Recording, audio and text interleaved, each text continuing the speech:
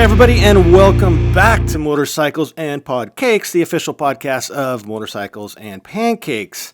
I got to tell you, today is, the first real guest is what I'm going to say here. We have Patrick Hahn of Team Oregon with us, and we're going to dig into him a little bit and find out exactly what is Team Oregon and see how this guy started and his riding career and everything like that. So, Pat, welcome to Motorcycles and Podcakes. How you doing, man? Hey, good. Thanks, Ian. I'm up early, bright-eyed, and bushy-tailed. It is. This is by far the earliest podcast I've ever done. Nice. Yes, and our correspondence back and forth when we were actually planning this, you reached out at 9 a.m. and I was like, well, I'm up early. Let's go. Because all the other ones are like nighttime. Yeah, the timing is good today. I've got an instructor riding clinic happening this afternoon. And so they're doing like high-speed braking practice. And so I'm going up just to support, to throw a few cones, but I'm going to take a bunch of pictures of these instructors so they get cool hero shots of themselves when they ride. Oh, I like that. Yeah. That is very cool. So you kind of let it out a little bit. You are an instructor. Yes. And before we get to that, let's start back in the beginning. Like, are you an Oregon native? Where were you born? Where'd you grow up? My background is in the Midwest. Okay. And so I grew up in that area, so I spent about the first 20 years of my life in Chicago, in northern Illinois. Uh-huh. And then the next 20 I spent in Minneapolis. Oh, okay. And so that's where I was kind of born and raised. And then the Team Oregon job popped up. And I'd always wanted to, I'd never been interested in moving west, so to speak, but I've always been curious about Oregon. Mm-hmm. And they convinced me. A trip out in the wintertime, no icy sidewalks, lots of sunshine. So that convinced me. So I've been out here for 12 years now. Lots of sunshine in Oregon, huh? I was in the surprised. Yeah, I was surprised. It was February, and we get some happy, like in the valley down in Corvallis is where I live. Okay, yeah. And we actually get a fair amount of sunshine in the wintertime. It's not as rainy as it is up here, I think. Yeah, we get that Columbia River, and yeah. the Columbia Basin comes right into Yep. it. So moving back to, like you said, in Chicago, is that about the time you were starting to get into motorcycles when you were growing up? Was there a moment where you were like, oh, hey, these little two-wheel things are pretty rad? It was hair raising. Yeah, I decided at the age of about 20. So I was living in downtown Chicago. Mm-hmm. I decided that riding motorcycles was a cool way to meet girls, right? And so I started riding, and I used my bike mostly for commuting. I rode it back and forth to work, mm-hmm. But I learned to ride. I taught myself living downtown Chicago and riding out to the suburbs and back every day. So it was about 40 minutes on Chicago streets back and forth, and so that was at the very least kind of a school of hard knocks. There were a lot of hazards there. The traffic there is really aggressive and fast, and those roads they're not nearly as nice as the roads out here on the West Coast. So it was trial by fire. That's kind of heavy in the Midwest roads. They're just, oh my Lord. They are bumpy and gravelly, and a smooth road is really rare. And when you find one, it just goes dead straight. Right. Of course. Of course. So when you started thinking like, hey, motorcycles, maybe meet some girls, were you thinking like a Harley, or did you have a type of bike in mind, or were you just like, I just want to start looking? Yeah, my friends rode cruisers, and so they were riding Magnas, early 80s Magnas, and so that's the only motorcycle that I really understood at the time, and so that's what I went for. And so I started off with a V45 Magna, the 750, and that's a V4. It's a pretty big bike for a beginner, pretty powerful for a beginner. And then that opportunity kind of faded. I was just borrowing that motorcycle, so to speak, and then I wound up buying a 920 Virago, so a V-twin, much more manageable, not nearly as heavy, but a quirky bike at the very least. It was one of the early bikes that had like this digital instrument panel that routinely failed, right? And you'd be riding along at 50 miles an hour, and all of a sudden the bike shuts off. There's no power, right? There's no engine, right? And you have to pound on the gauges to get them to come back to life. And anyway, so that was what I started with, was cruisers, and then eventually I decided that, or I discovered that maybe it wasn't the tool that I needed at that time.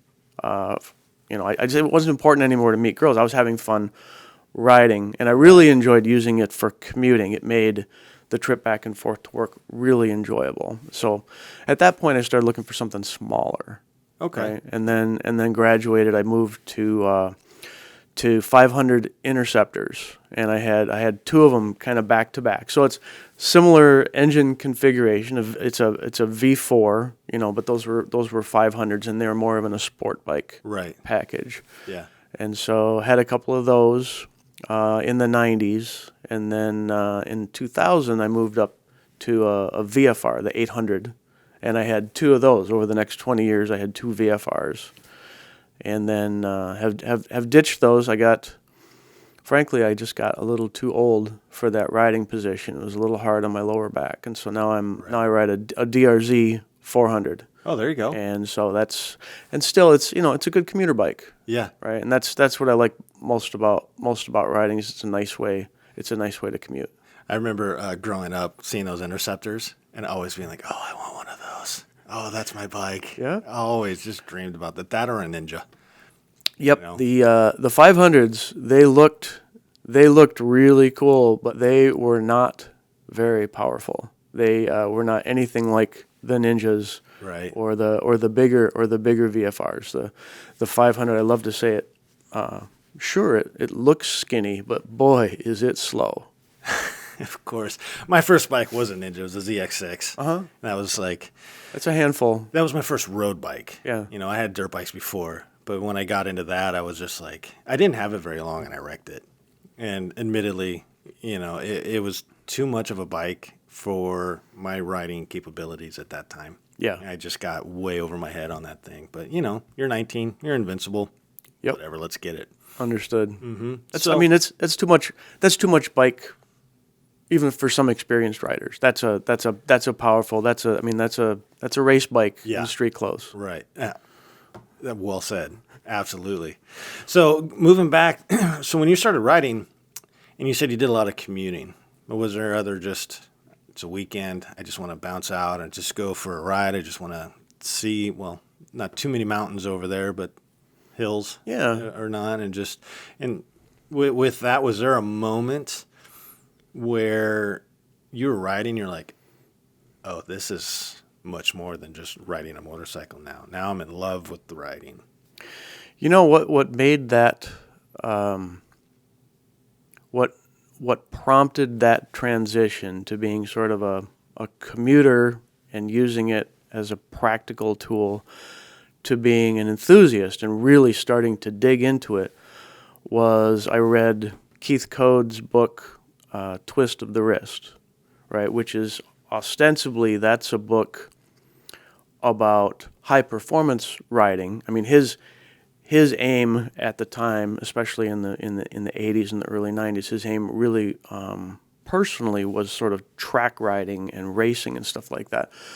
But the principles in that book, Twist of the Wrist, the principles were easily applied to street riding because they're really about risk management and traction management and motorcycle control. And so I tried a few of the techniques in the book. Counter steering, I didn't know what counter steering was, right? And I tried them. Wow, that works, right? And he has one of the most memorable parts of his book was his traction, his $10 bill traction analogy, and that's where he says you have a limited amount of traction to deal with on a two-wheel vehicle, on any vehicle, but a two-wheel it's much more unforgiving when you make a mistake. And he says imagine you have $10 worth of traction. And so if you use $5 worth for braking, you only have $5 worth left to do anything else, like turn or lean or whatever. And so that analogy really help me understand kind of how to manage traction and stability, because when you're new, you don't know what know exactly what's going on. You don't know Right. how this bike is feeding back to you a little bit, or or at least you can't describe it, or you can't characterize like what's the bike doing. It's doing something that doesn't feel good, right? My body is telling me this is wrong, right? But I didn't know how to characterize it, and so some of those concepts in that book kind of helped me understand what the limits are of motorcycle dynamics, and so that kind of like, wow, this is really cool. There's more to learn about this, and you can get better at it, right? Most of us, when we first start riding like that, we're operating the motorcycle, right? We know how to work the controls, we know how to use the clutch and shift and balance and stuff like that. We're operating. Not everybody actually learns to ride. Many riders get stuck only being able to operate the bike. And so what that book and then other subsequent books did was like, okay, here's how you actually ride this thing. Here's how you manage it and control it and make it work for you and work together with it. And then what happens is getting better at riding, it makes it more enjoyable, right? It makes it more fun. You feel more in control, and you're able to kind of open your mind and open your heart up a little bit to all the possibilities out there, right? It's not just for commuting. A curvy road doesn't have to be a scary thing. It can actually be fun if you know how to control the bike in a corner, right? And Absolutely, yeah. I was on a trip in the curvy road. I went down Highway 12, I believe it is, from Torrey, Utah, down towards Zion National Park, Yep. Bryce Canyon area. And that's the Escalante, the national monument. The staircase. Yeah. And I turned on that road, and they had one of those construction reader boards that said windy road for next 100 miles. And as a motorcycle guy, you're just like, yes. Yes. We're so here. That is awesome. So I think once we talking about cornering, I learned from one of my dad's friends who took a course, the advanced riding course, a few times. And we were out riding with him, my dad and I, and we stopped for lunch, and he was like, "You guys corner wrong." I was like, what? So he gets the napkin out and he starts drawing these corners, and we were taking it almost like a race car, just cutting way in, and like, oh, this is fun. I think 90% of the people do that. And then he was like, no, stay wide, stay wide, stay wide. Now you can see, okay, now cut. Right. That changed my riding style immensely, just off that little tiny napkin drawing that Ken did. It's kind of a profound moment, which actually at that moment I was already changed everything from a little bit reckless to all the gear all the time to wanting to learn more about riding to how do I implement everything that I'm just now learning and everything. So I think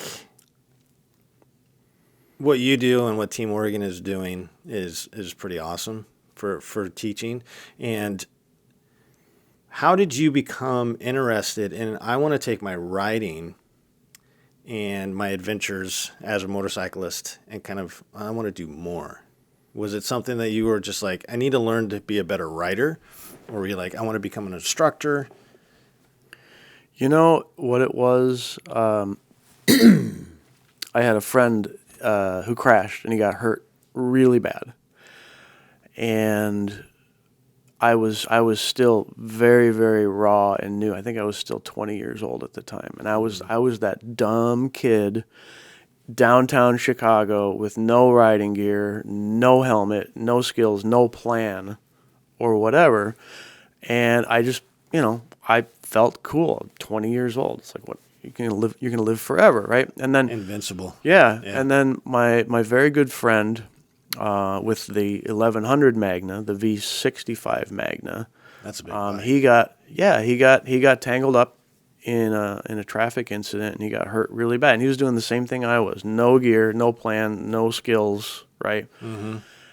And he was in a coma for about, I want to say it was 10 or 11 days. And And when he came back, I mean, he came back. He's fine. He doesn't ride anymore. He's fine now. But when he came back, and he's still to this day, he says there was nothing I could do, and that's what he said right away when I talked to him after that crash. There was nothing I could do, and it was a very, very typical intersection type of crash where other car driver pulled out in front of him, tried to turn in front of him, and he crashed into the car. Right. Right. And he says there's nothing he could do. It was all her fault for pulling out in front of him. And I'm like, I know in my heart that's not true. There was something that he could do. But I didn't know what that was, right? But I knew instinctively that what he's saying is incorrect. And so that's the light bulb that went on over your head when your friend or your dad's friend was giving you advice about how to take a corner on a motorcycle. The light bulb went on over my head at that point. It's like, there's way more to know about this. I just don't know what it is. So I went to try to find it. And again, I started with books. So like I learn by reading. That's my favorite way to learn. And so then I went to David Huff's first book, Proficient Motorcycling. And I devoured that. I'm like, this is what I'm looking for. This is all the strategies, all the information that a rider could use to not have to fall into that trap that my friend fell into, right? Yeah.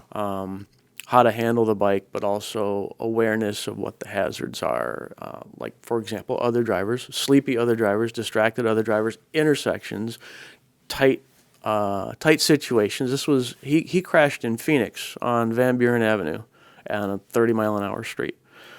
And so that's what got me started. I'm like, okay, so now I've decided, I didn't decide purposefully, but I decided sort of unconsciously, I want to learn more about motorcycle safety than anybody I know. Oh, wow. And I never articulated that to myself or whatever. I do it now, so maybe I'm rationalizing my career choice or whatever, but that's what I did. And so I read that book, and then I'm reading magazine articles, and I really got the urge. Really, I was passionate about safety, about riding better, so you don't have to get hurt, right? You don't have to leave this world early, so to speak. So that experience and that knowledge led me to recognize that, oh, there's a class I can take to go learn to ride better, to learn from a professional. And so I got this image in my head of the motorcycle safety instructor, just the guy with the big beard, grizzled voice and everything. Right, yeah. And I want to take that class. That's what I want to do. And so I was still living in Illinois at the time. In Illinois, the course was free. Okay. You pay like a $20 deposit, and then you get it back when you show up for class. It's like they got a great program there. And so I went to sign up, and this is in 1990 or so. Okay. 33 years ago. No, 27, anyway. And the wait was 8 months. Oh, wow. Yeah, like I was looking it was either spring or summer, and the earliest course was like the following spring. It was ridiculous. And so like, oh, I'm not going to wait. So I just blew it off, skipped it. And the next year I went back and I tried to look again early in the spring, see if I can get it. Still, the wait was 6 months long, and I had no patience for that. I'm 21 years old. I've had no patience for anything, let alone putting down my hard-earned $20, right? Right. To get a spot in this course. So I skipped it again. Sure. And then shortly after that, I had relocated. I was living in Minnesota instead, so I'm living in Minneapolis. And I still want to take this course. I need this. This is the thing with motorcycle safety that I haven't done yet. And I'm talking about the basic course, right? I don't have any knowledge at all other than what I've read. And the wait time at that point in Minnesota was about 3 months. So I'm like, okay, I can rationalize this. And it wasn't a free course anymore. It was, you had to pay for it. I don't remember what it was. It was $150 or something like that. Yeah, okay. And so I finally did. So I signed up. So I'd been riding for 5 years at this point. By the time I finally got to this place where I could sign up for the course and feel right about it. So I went into this basic course as an experienced rider. I already knew how to ride the bike, or I should say I already knew how to operate the bike, and I knew quite a bit about riding. But there were still things in the course, particularly braking and visual directional control, looking where you want to go with your eyes and your nose and your head, that sort of stuff, and some of the cornering principles. Some of that stuff I was new to me, right? So this is now I'm really learning, right? And so, of course, I'm an experienced rider, so I aced the test, and I was super enthusiastic, and the instructors recognized that. They're like, look, you have a really good attitude. You should consider becoming an instructor. And I was floored, because the instructors, in my mind at that point, they're like gods, right? They are the pinnacle of motorcycling safety. They are the pinnacle of good riding. I'm like, I'm just a kid. I'm 25 years. I can't go do that. But the instructor, he stayed in touch with me, and he kind of convinced me. It's like, no, you don't have to be an expert rider to do this. You have to be enthusiastic, and you have to be coachable, right? You got to learn how to teach this course. You got to learn how to teach others. And so that's what got me started in this, was really reflecting on my friend's crash, and then wanting to do something. I want to be better than that, right? I want to make sure that doesn't happen to me, and I also want to share that with. There's ways that I can help other folks not get tangled up in these easy to avoid traps that we encounter on the road on our motorcycles, which is numerous every time we go out and ride. Yep. I've done that. My crashes, the bad ones, have been, with the exception of one, have been off-road, and doing the adventure riding stuff. And it's always one of those things, like your friend was like, well, there's nothing I can do. And I think I'm more on the analytical mindset. Like, I know I screw up all the time, every day. It's fine. Yeah. But when something bad happens, I always want to go like, okay, what did I do?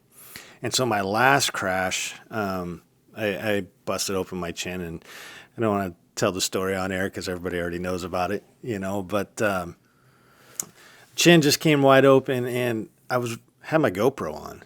And so I was like, at the time, also coaching high school football. So I was like, I'm going to go home and I'm going to break down this video and I'm going to see exactly what happened. Yeah. I couldn't tell what happened. I know what happened, Yeah. but it was still like the same thing. I always want to know what I did wrong, or if I'm riding behind somebody and they do something weird, I'm like, why did that just happen? Oh, okay, that car pulling out or whatever. And so it's always one of those things.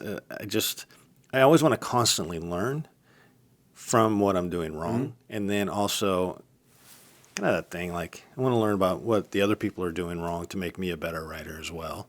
So I actually took, I can't remember. It's been several years, but I went over here to Clackamas Community and took the advanced course or whatever. They had the beginning course and then the other course over here, and then the actual advanced, I think, is over at Pat's Acres. So I took that other course, and I went into it so open-minded of, I know how to ride. Boy, I want to learn something cool today. And there was me and one other rider that were actually, I think, a little bit more advanced than the rest of the class, and it was very quickly the instructors kind of singled us out. And I think we were held to a different standard, and then they talked to us a little bit differently than everybody else. They would keep coming up to us, okay, try it this way this time, or really get your head around. And that voice, that booming voice, I can't remember his name, it was, get your head around. I was like, geez, yes, sir. Yep. It was one of the best things, one of the best courses I've ever taken, actually. And one thing that I find interesting that I hear about is a lot of people take a class and get their endorsement. That's all the education that they do. And that is just so scary, because like I said, the courses are right there and everything is painted on the ground. And so before I go on rides or something, it's very common for me to leave 20 minutes before I'm supposed to. I just zip over there, do some slow turns, figure eights or emergency braking or swerving or something, and just use what's painted. And it's kind of like the basketball guys going out and shooting lanes before they play the game, right? Mm-hmm. Kind of the same thing, kind of get comfortable on the bike again, and then, time to go meet everybody. Yeah. Take off, So I think it's pretty cool. So you ended up being persuaded to move over here to Oregon.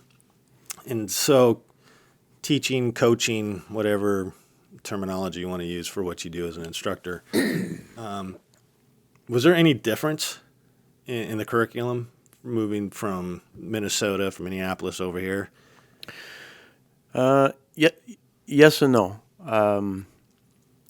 Persuaded is a really good way to describe it.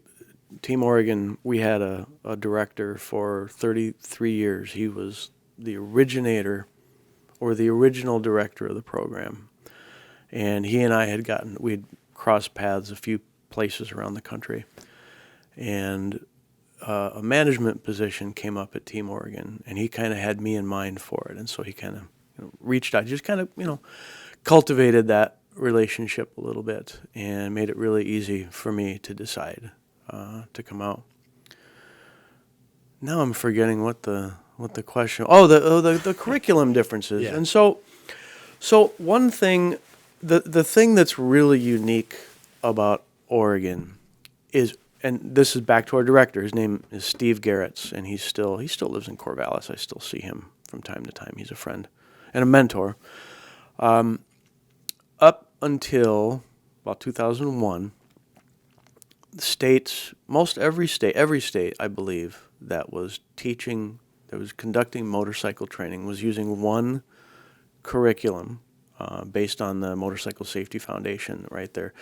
And we were using the what was called the RSS, Riding and Street Skills curriculum. And then they changed in 2000 or 2001, they updated to a more adult learning type of format, right? And they softened. I think they softened the course a little bit. Particularly, they changed what was happening in the classroom, right? And Steve and I, we've always felt that like the most important work that we do is actually in the classroom, and so they took a look, Steve and his team at the time, they took a look at this new curriculum, and they said, well, I appreciate you providing this, but I don't think this is better than the curriculum that we're using now, so we'd rather just keep using that, if that's okay. And they said, no, that's not okay. You have to use this curriculum, and we're not going to support that one anymore. And he was adamant, no, we're gonna keep using this, right? The old one, the old MRC RSS, Motorcycle Rider Course, Riding and Street Skills, mm-hmm. and the new BRC, which is what most states are using now, or evolutions of it. He's like, this is just not good enough, particularly the classroom, right? And so they're like, they wouldn't support us, they wouldn't support Team Oregon to continue using the old curriculum, and so he's like, okay, then we are just going to design our own curriculum. And so Oregon was the first state to design its own motorcycle training course. Oh, I did not know that. Yeah. And so it took 2-3 years of development and then a lot of testing and pilot testing to get it dialed in. But really decided that there are certain priorities that the Oregonians need to address that were not addressed as well in the other curriculum. So we developed one specifically for Oregon riders, which is we called it basic rider training. Mm-hmm. And it's a beginner course. It's learn to ride. And then there's a shortened version of that course, and we call it the intermediate course, but really it's just a shortened basic course. It's a safety course for those who already know how to operate the bike, right?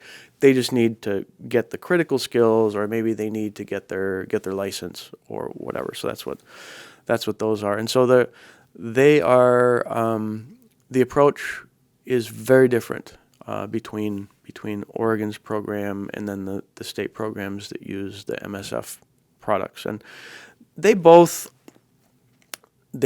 get students to about the same place with their physical skills and their knowledge. And so it's, this is just the way that Oregon has chosen to do it, and it's much more old-fashioned. It's not as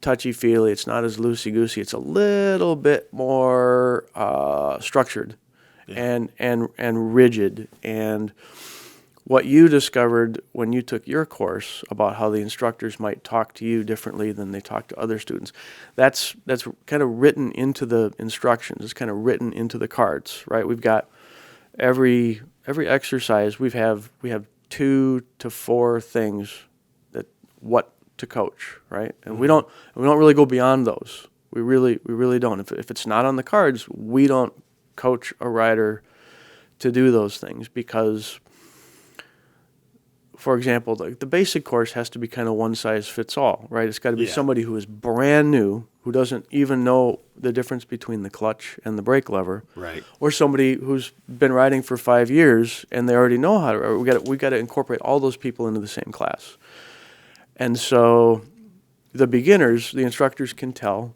who those are, right? And they just coach I'm just going to work on this bullet point right now. This is what I'm going to coach you now. But when you recognize you got an experienced rider that they've already got this down, then you can move into the more advanced coaching tips, right? You can help kind of refine the skill that they already have rather than developing the skill that they don't have yet. And so that's what you experienced is very much programmed into the way instructors are taught as well. It's like we try not to. We don't always succeed, but we try not to deviate from the script, so to speak. I really appreciated that when they came in because the kid, I call him a kid. He was probably 30, but he came from a motocross background, and I mean, very, very skilled rider. Tall, skinny guy, kind of going bald early. I don't remember the going bald, but he was tall and skinny. Yeah, it might have been Joel Crawford, kind of a tall. He's like a motocross, like an enduro racer, kind of a really tall. Anyway. Yeah. So we were just, like I said, we were just kind of singled out, and it was just kind of. I really appreciated the way that we were treated differently, because it's not an ego thing. You can kind of tell that. Our skill level is a little bit higher than the other people, and then realizing they are coming to us to kind of push us and coach us differently, I really like that. And it was like they figured that out quick, and then it was like the rest of the day was it was a little bit different, and then they would bring us up to the front, and then they would, okay, we're going to do this first. We're going to have you guys do it first, so they kind of know more. How to do it and stuff. And I was just like, okay, this is kind of cool. And you're at the back of the line, and then one of the instructors would walk by and again be like, all right, now like this, right? And then he would go over and say cones up or something. I was like, I love this. I had a great day that day. Yeah. That's a joy when you have especially a beginner class and you have an experienced rider. You can use them to help you set the example for the other students. Because if the first student goes around and bollockses the path of travel, right? Everybody behind that person is going to do the same thing. But if the first person does it right and does it well, everybody will mimic that, and that makes the instructor's job easier. One of the reasons, or I guess an analogy that we use to describe to instructors why they have to limit their speech, really, it's about limiting the number of words that come out of their mouth on the range, is because students all come to us. You got a we call it a whiteboard. Mm-hmm. Like you've got a certain amount of information that you are able to take in on that day. Beginners, their whiteboard is blank, and within the first hour it is filled up. They can't take any more information or very little, right? They need time to practice, and they need time to process to kind of wipe some of those things off their whiteboard to make room for more. And so our strategy behind minimizing the coaching and just sticking to the bullet points is because we can't overload them, right? If we overload them, then they're not learning anything, right? And they so we get just frustrated. And so we just stick to the basics until they've got it dialed in, right? And then we start building up to that. But if you get an experienced rider they've already got the basics dialed in, they got room on their whiteboard. Okay, now I want you to try it a little bit like this, right? And give you little extra coaching. And so everybody comes out of that class with a basic minimum level of skill. But like you referred to, you mentioned this earlier, that the basic course alone is not enough. Right. It's enough to get your endorsement, you get your motorcycle license. It's enough that you can get out and start practicing on your own on the streets without undue risk. You know enough to get started and start practicing without adult supervision on a closed parking lot, at 15 miles an hour. Yeah. But the reality is that even if you ace that class, you're still just demonstrating basic skills, right? Yeah. And basic skills are great, but they are not, philosophically, they're not enough to protect you in every situation that you can encounter, right? And so that's why, and now we have 5 different advanced courses, depending on what skill area a student wants to work on. But we have, an advanced braking clinic that we offer, and an advanced cornering clinic, and we do a precision maneuvering clinic, like the like the motor cop drills, the slow cone, low speed stuff. We do those because we don't lose a lot of riders to capsize type crashes, but it's really embarrassing and it's really meaningful to riders when they drop their bike in the garage, or at a gas station or something like that. And so we offer these courses really because, okay, basic is great, but really to be prepared for any situation, you need to understand braking from higher speeds, right, and not 15 miles an hour. So today, the course that we're going to do for instructors, we're hoping to get them up to 40 to 45 miles an hour. And when you brake hard at higher speeds, your bike feeds back to you differently, right? You have more time to observe and process the information that your bike is giving you, like through the handlebars, for example. And so that's a great learning experience for the instructors because they're in the role of teaching most of the time. But then we get them into a situation where they have to perform at a much higher speed, right? There's a little anxiety. There's a little bit of the unknown, right? So they get to kind of step into the role of being a student again. We take one of our most experienced instructors, and she's the one who's going to guide them through these advanced braking techniques today. And it's all about really getting your body and your mind and your heart prepared for anything that the road can throw at you. And it requires more than just the basic course. I really am interested in something like that. Absolutely. I think one thing that gets in the way of a lot of riders is ego, right? I think a lot of people are like, well, I already know how to ride. I don't want to take a stupid class. I don't want to waste a Saturday taking a class. But the skills that you learn, it might be that one little thing you can put in your toolbox, and could just save you from a catastrophe moment, whether it's visual or just the skill set of, like you said, the heavy braking, because your bike definitely reacts differently at higher speeds. That inertia trying to stop, the compression down on your forks and everything. And in fact, my first accident on that Ninja, it was an emergency braking situation. I was way too heavy on the front brake. I didn't practice at all. I didn't know what was going on. And that bike, it was just out of control. And because of me, I didn't have the skill set to keep it there, And when I got on that brakes, that back end came up a little bit, went about 90 degrees when it came down, and just sent me flying, And it was like, I think about that a lot, actually.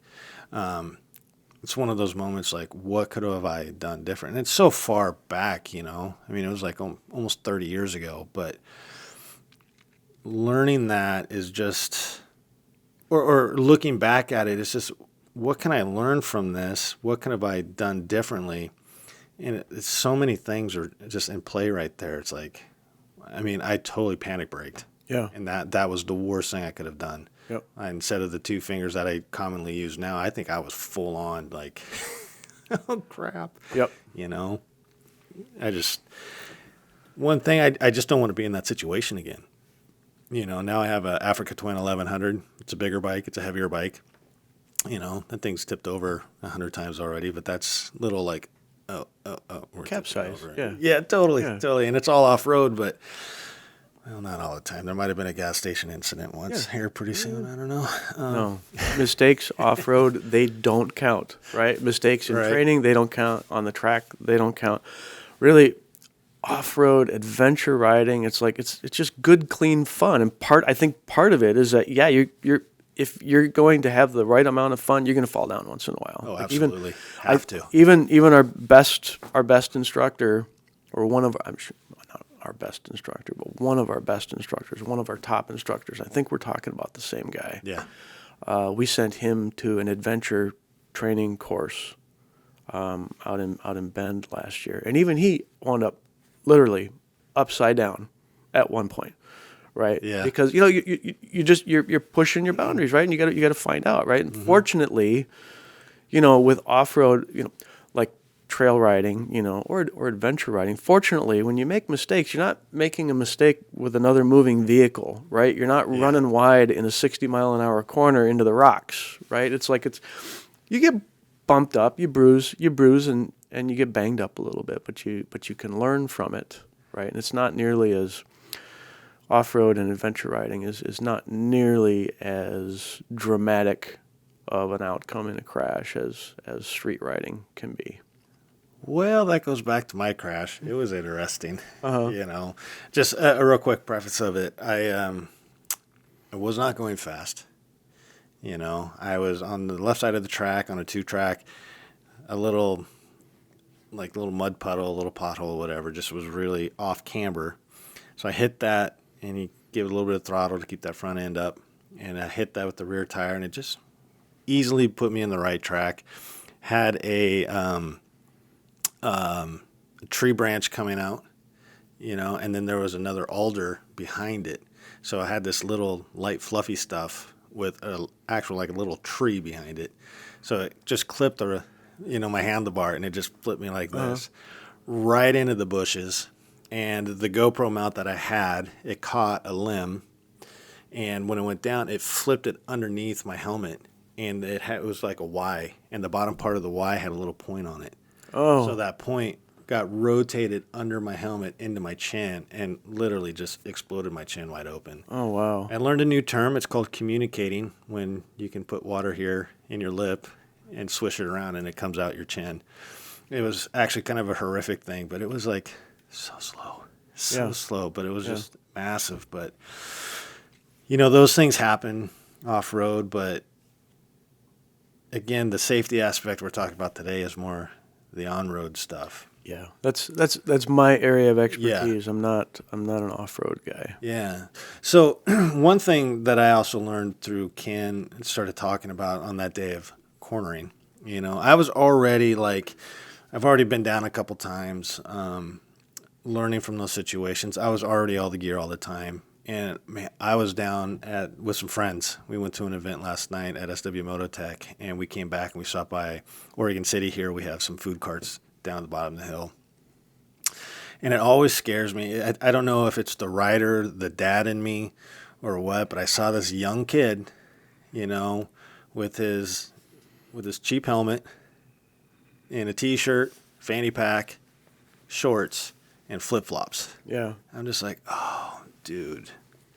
I just want to go up and hug him and be like, I want you to go, Google degloving, or something, and just get that horrific visual where you're like, no.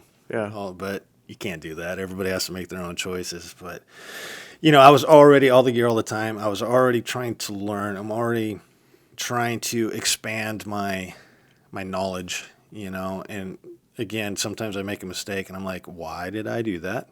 What were the mechanics involved in it? And on that day where Ken was like, hey, you're taking this corner wrong, he was like, trail braking. I was like, what is this term you speak of? I was like, what is trail braking? Yeah. So I took a deep dive. YouTube is your friend. Man, I took a deep dive, and in fact, I went back up here to the course, and I just started riding around one of those courses one day, trying to like feel what it felt like. And my dad was really talking about it, and I know for a fact twice I came around a corner too hot, trail braked, and was just fine. Mm-hmm. And as I came out of that corner, I was like, dude, if I didn't know how to do that, that would have been bad. Yeah.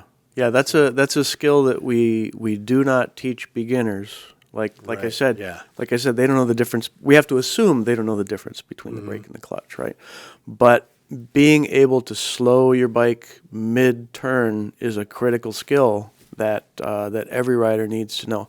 Some people refer to it as trail braking. Other people use the term trail braking for other techniques or whatever. But it sounds like what you're describing is really sometimes you need to scrub off speed while you're leaned over in a curve, right? Right. Yeah. And so yeah, that is a critical skill that every rider needs to know, because it happens to all of us. Sometimes we enter a turn too hot, we're unprepared, we are distracted, or it's tighter than we thought it would be. Yeah. Or whatever. Or maybe it's maybe it's wet, maybe there's something that's spilled or whatever, but we need to be able to do that. And so fortunately we do address that in some of our advanced training courses. Like we understand that riders need to know how to do this.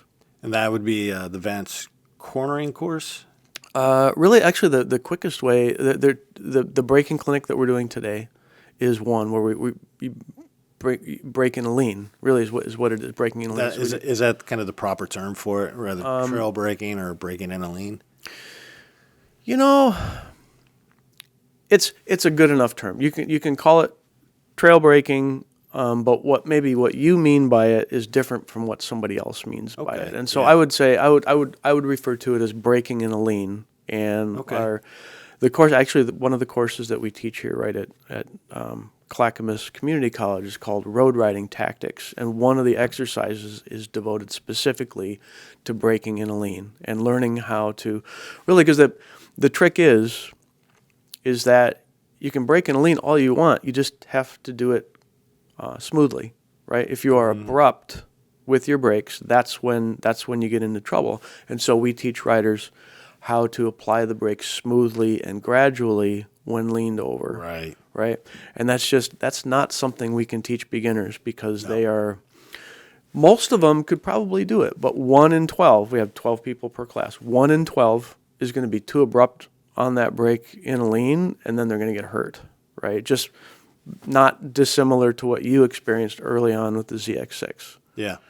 And so, yeah, there's a lot of discussion about trail braking, but really what you're describing is simple braking in a lean. Braking in a lean. I like that terminology a little bit better, because especially I wasn't sure, because when I looked it up on YouTube at first, it was like front brake, and then some guys were doing the back brake, and I was like, okay, I mean, which one is it? Yeah. So the rear brake didn't make sense to me. Yeah. It's like, that seems like it would just kind of slide out if it locked up or something, It's we have a kind of a terminology problem with it. So whenever this comes up, and it comes up a lot, right? We have to stop. We have to spend a few minutes. Somebody asks a question. Hey, what about trail braking? How does that fit in here? And we have to stop and spend a few minutes. Like, well, what do you mean by trail braking? What actions or technique are you asking about? Because some people call it like what you do, just trying to slow in the middle of a curve. Other riders use a technique to go faster through turns, particularly on like a track day or a racetrack setting. Yet still other riders, like police motor officers, they use the term to describe riding the rear brake during really slow maneuvers, right? To add to stability. If you're feathering the clutch and you're revving the throttle a little bit and you're working it against the rear brake, the motorcycle can be more stable. That's one of the techniques that we work on in the precision maneuvering clinic, for example. So those are just 3 examples of the different ways people could talk about trail braking. So we have to all right, let's figure out, let's define what we're talking about first, and then we'll decide what we need to know about it. That makes more sense. Because I didn't know about the police officers using the rear brake like that too. Yeah. You were saying that, I'm like, yeah, that makes a lot of sense. Yeah. Watching those guys in those cone courses, holy moly. It's a great deal of fun. It really is. The first time I took a course like that. It's very similar to the one that we're doing here in Oregon now. But I took one in Minnesota about 13 years ago. Mm-hmm.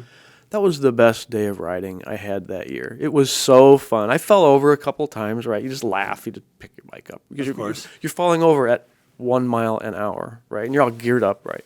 Yeah. And but it was just the ability and the confidence to manage that big, heavy machine at low speeds when it feels really tippy and unstable is incredible. And you can keep working at it, and all of a sudden you can, imagine like a 2-lane road with no shoulder or anything. It's probably 28 feet wide. It's like after a couple hours in that class, you could do a U-turn on that road, no problem. Right.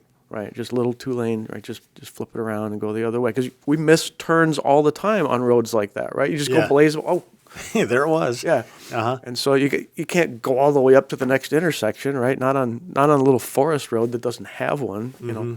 Yeah. And so that's a really fun, cool skill to figure out too. And trail braking is one way to describe the way they use that rear brake. Sometimes we call it feathering the rear brake or riding the rear brake. But either way, those are 3 examples of that, or 3 terms for that.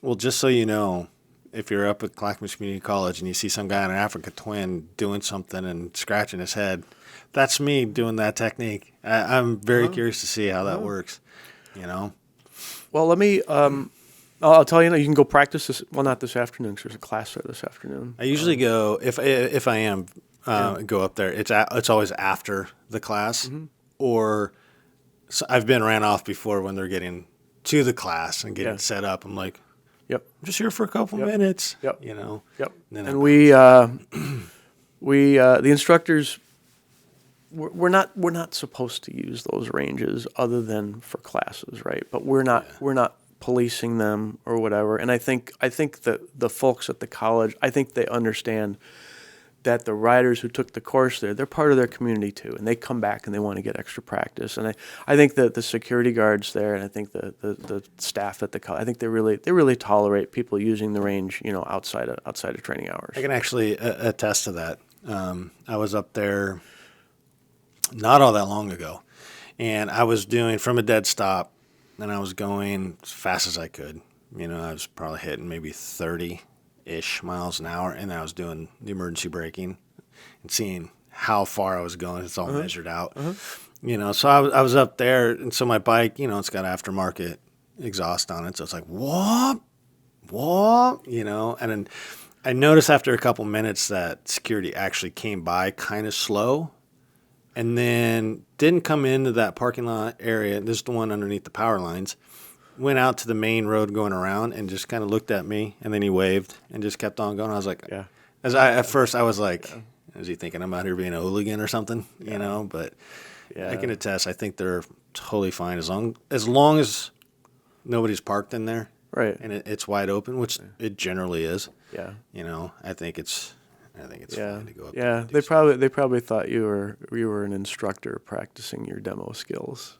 So the college partners, they are so good to us. The community colleges are really the only places in Oregon or in this country anymore where we can get big pieces of asphalt, where you don't have light poles and curbs and stuff. You got a place where you can actually do some training. So. Yeah, and 2 of them up there. Yeah, that's pretty neat. So, kind of looking forward to the change of seasons and things like that.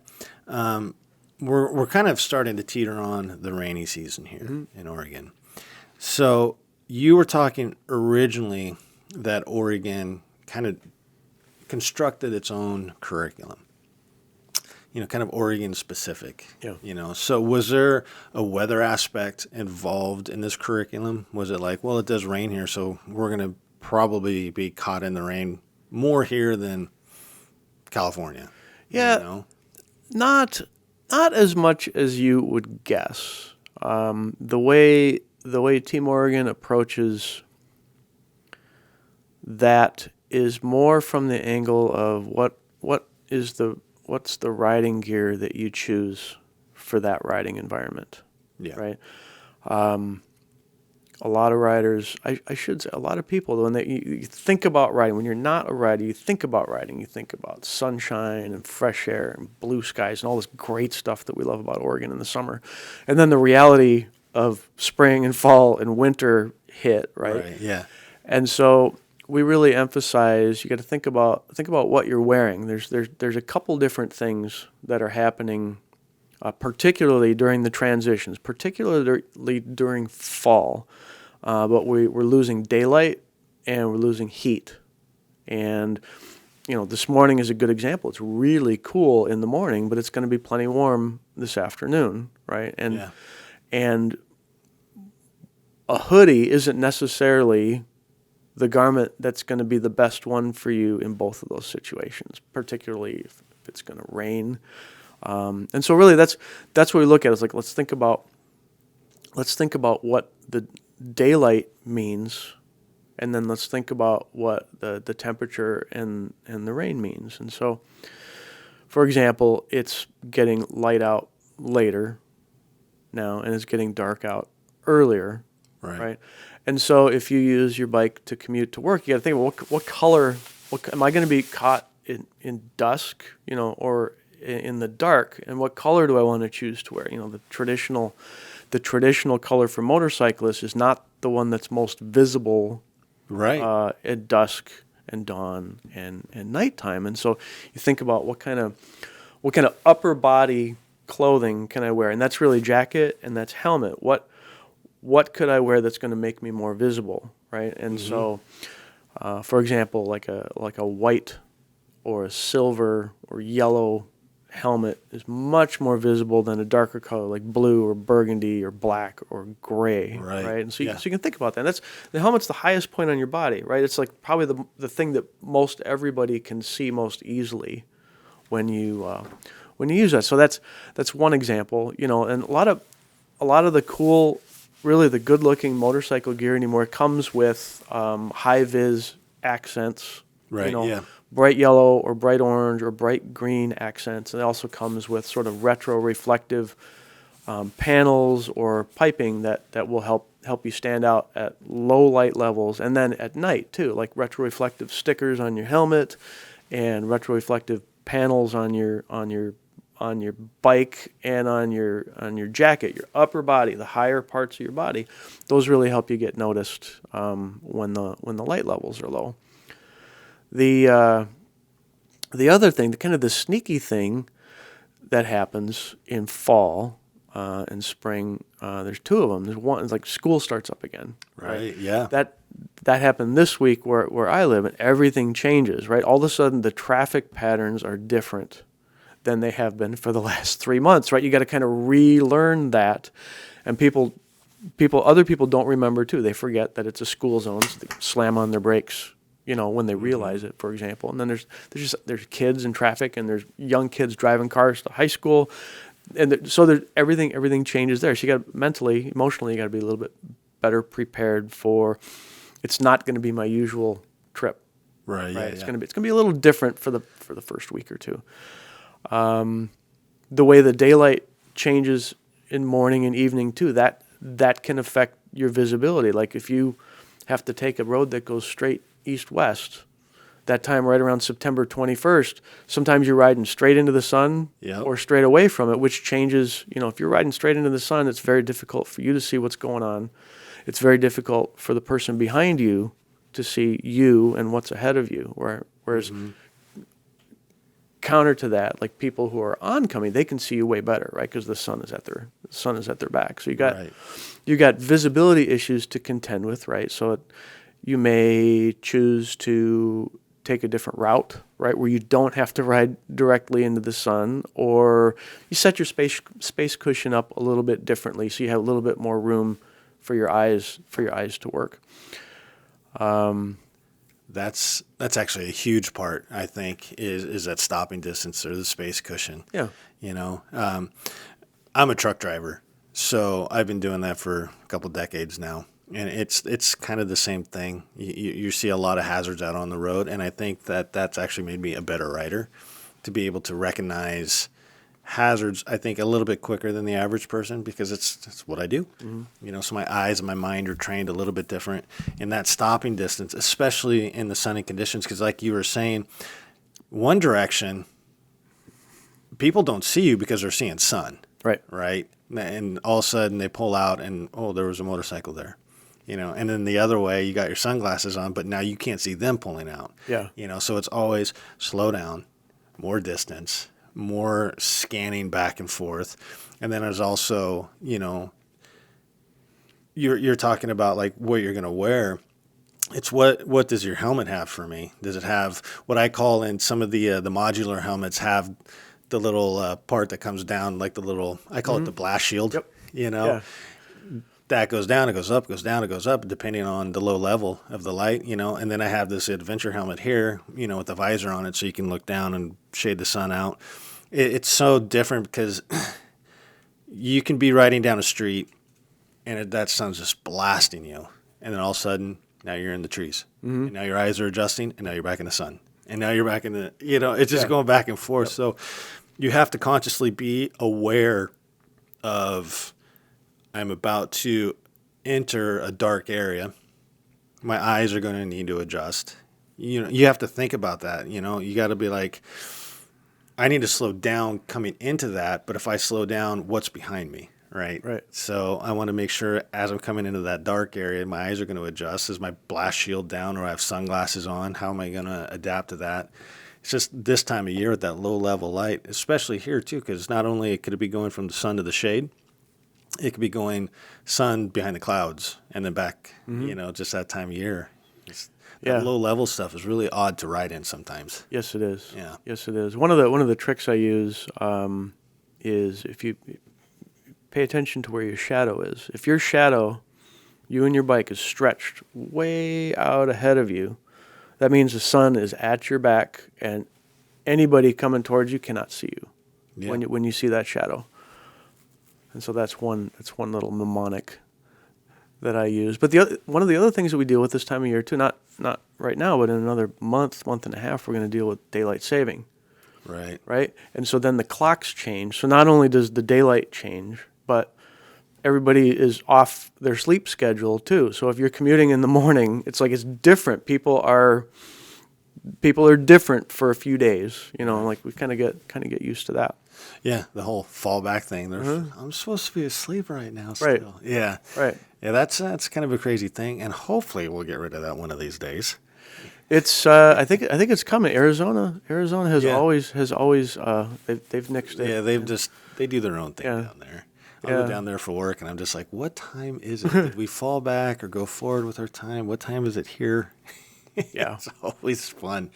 So, as an instructor, and if somebody is looking to ride, and do you want them to purchase a bike first and then come to the course? The bikes are provided, but would you prefer somebody that has never ridden before come to those courses, or is it somebody who maybe has a little bit of riding experience to come to those courses?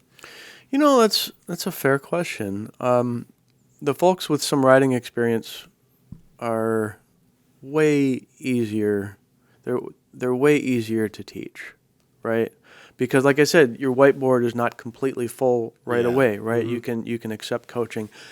The reality is that the amount of experience doesn't really matter as long as you are coachable, right? If I can say, hey, I need you to do that smoother, or I need you to do that sooner, or I need you to do that more, right? If you can respond to that coaching and change your behavior, change your action, those are the students that are best for us to come with an open mind, right? And please know, I'm not going to overload you. I'm going to ask you to do what you absolutely need to do. Mm-hmm. And so sometimes in the intermediate course, that's the beginner course or the basic course for folks that already know how to operate the bike. Some of those folks have so much experience, they come to us and they're not willing to learn. They're not willing to listen. I already know how to ride. I'm just doing this to get my license, right? Oh, that's terrible. Then we're trying to, coach them. You need to turn your head more. right? In this turn, you got to turn your head to look through the turn. And they refuse, and then they get dinged on the final exam because they don't turn their head enough. I've been telling you all day, you got to turn your head more. I'm not saying that to make you crazy, right? It's like, I'm telling you this because it's going to help you pass the test at the end, stuff like that. And so those riders who are closed off to new information are really hard to deal with. Fortunately, we win most of them over. When we show them how countersteering works, they're like, oh, wow, I never knew that. Right, that's great. This guy might be able to teach me more, right? And so then all of a sudden the light bulb goes on. They get a big smile, like, that was cool. What else you got for me? Well, first of all, get your head around. So, yeah. Yeah. So the beginners, we love to remind them that, like, whether you pass or fail this course, that doesn't matter so much to us. What we're trying to do is to give you a safe place to come and learn if you're cut out for motorcycling. If this is what you want to do, we're gonna help you through it. And then, but if you pass the course and you decide to never ride, that's totally okay, right? That doesn't bother me. If you fail the course, it's like, that's okay too, because that's the message that you're gonna need more practice than just a basic course to get your license, or maybe that you're not cut out for this. I was getting my flu shot last year, and I was on the table, my arms out, and this lady's got this big needle, right? And she's talking to me. She noticed the Team Oregon. She noticed the Team Oregon thing. She said, "Oh, you with Team Oregon? You one of the instructors?" I'm like, "Yeah." She says, she's like flicking the needle, She's like, my son took that course, and you failed him. I'm like, oh, yeah, not everybody learns, I'm like, everybody learns at the same rate and whatever. And I'm like looking at the needle, and she's like, you failed him twice. I'm like, oh, like this is going good. Yeah. And so she's getting the needle ready, and she's like, not only did he give up on the idea of motorcycling, he gave up driving a car. He's like, Mom, I'm not cut out for this. It was the best thing you ever did for him. And then she goes and she gives me the shot. I didn't even feel it. It was like a butterfly kissing my arm or something like that. So okay, yeah. So sometimes, yeah, it's just a great place to learn whether you cut out for it or not. Our job isn't to get people into riding, right? Yeah. If you are convinced that this is what you want to do, we're going to get you started in the safest way we possibly can. Well, you kind of answered my next question there, because, again, being so close to the college, that's also my exercise area too. So rather running around it or walking or whatever, I remember probably about a year, maybe 2 years ago, I was running by there, and there was a particular lady on, I think it was the Vespa, and from the time it took me to run around that area where they are, probably took me, 3 or 4 minutes. She tipped over twice. Oh. And I was like, yeah, that was kind of my reaction. So I ran the long way around, whatever it took me, came back around, and when I saw her again, she was tipped over again. And I was just like, first I was like, you're not cut out for this. But then I was like, but maybe, yeah. So do you have situations like that where you just instantly are like, oh boy, this is going to be a long day with this person, or yeah. and that's just more than likely a fail at the end of the day. Yeah, yeah. I had a very recent experience once, but that happens. That's really frequent, and somebody's not cut out for it. What these students don't realize. And there's no reason they should, right? Because this is kind of a new thing. Is like, even in training, even in a safety class, you can get hurt. Like, if you make a mistake and you are too abrupt on the controls, you can get seriously hurt. And so instructors are trained to kind of recognize that. And when a student falls down, you got to have a little conversation. Are you hurt? We can't ask them if they're okay, because oh yeah, I'm okay, because they're embarrassed, right? They got adrenaline and whatever. Mm-hmm. Are you hurt? Right? Because that not only that helps us understand what's going on with that student, but also helps them realize, oh, that hurt, right? And then we talk about, okay, do you know why that happened? Right. And you understand. And so we get them to understand why that happened. I'm like, look, here's what I need you to do differently. Right. And so, if they want to continue, they get to continue, and we watch them pretty closely. And if they can't respond to that coaching, here's what I needed you to do differently. You stop them again, or if they fall down again, look, you have to do this differently, right? I need to see you do this differently, right? And so we kind of escalate up to it. And if somebody really, this is a failure to respond to coaching. Yeah. And if they can't respond to coaching, then they're going to get hurt. They're putting themselves in danger, and they're also putting the other 11 students, at risk as well. So then we just today is not your day. You're not ready for this. We try to dismiss them, carefully and conscientiously, and because it's a big deal for folks. And you can dismiss them early. Oh yeah. If they don't respond to coaching and they're a danger to themselves, you can get really hurt even at 4 miles an hour on a little tiny training bike. I had another student last year who was physically overwhelmed. She was not in really good condition, and it was a hot day, and she's wearing like a leather jacket or whatever because she didn't have a long sleeve T-shirt to wear, for example. And she was overheated, and she was overexhausted, and she was making mistakes. And her husband was there watching her, and she was trying to perform for him, or boyfriend maybe.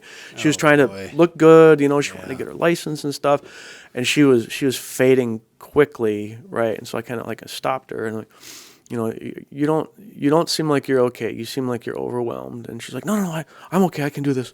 I'm like, you seem like you're really about to fail here, either physically or you're gonna crash the bike. He's like, no, I can do this. I know I can do that. I know you can do this, but I don't know if you should do this. She's like, I want to finish. I'm like, I don't think that's a good idea, right? And so she was really convinced on the surface, no, I can do this. I can do anything. I put my mind to this. I can do it. I'm like, that's not what we're gonna do. And so so I kind of counseled her out of it. Her husband is right there, and this guy's easily 100 pounds bigger than I am, right? And I'm trying to talk and they were both, within a couple of minutes, they were both really grateful. They're like, you know what, you're right. I am overdoing it, and I'm headed for a fall.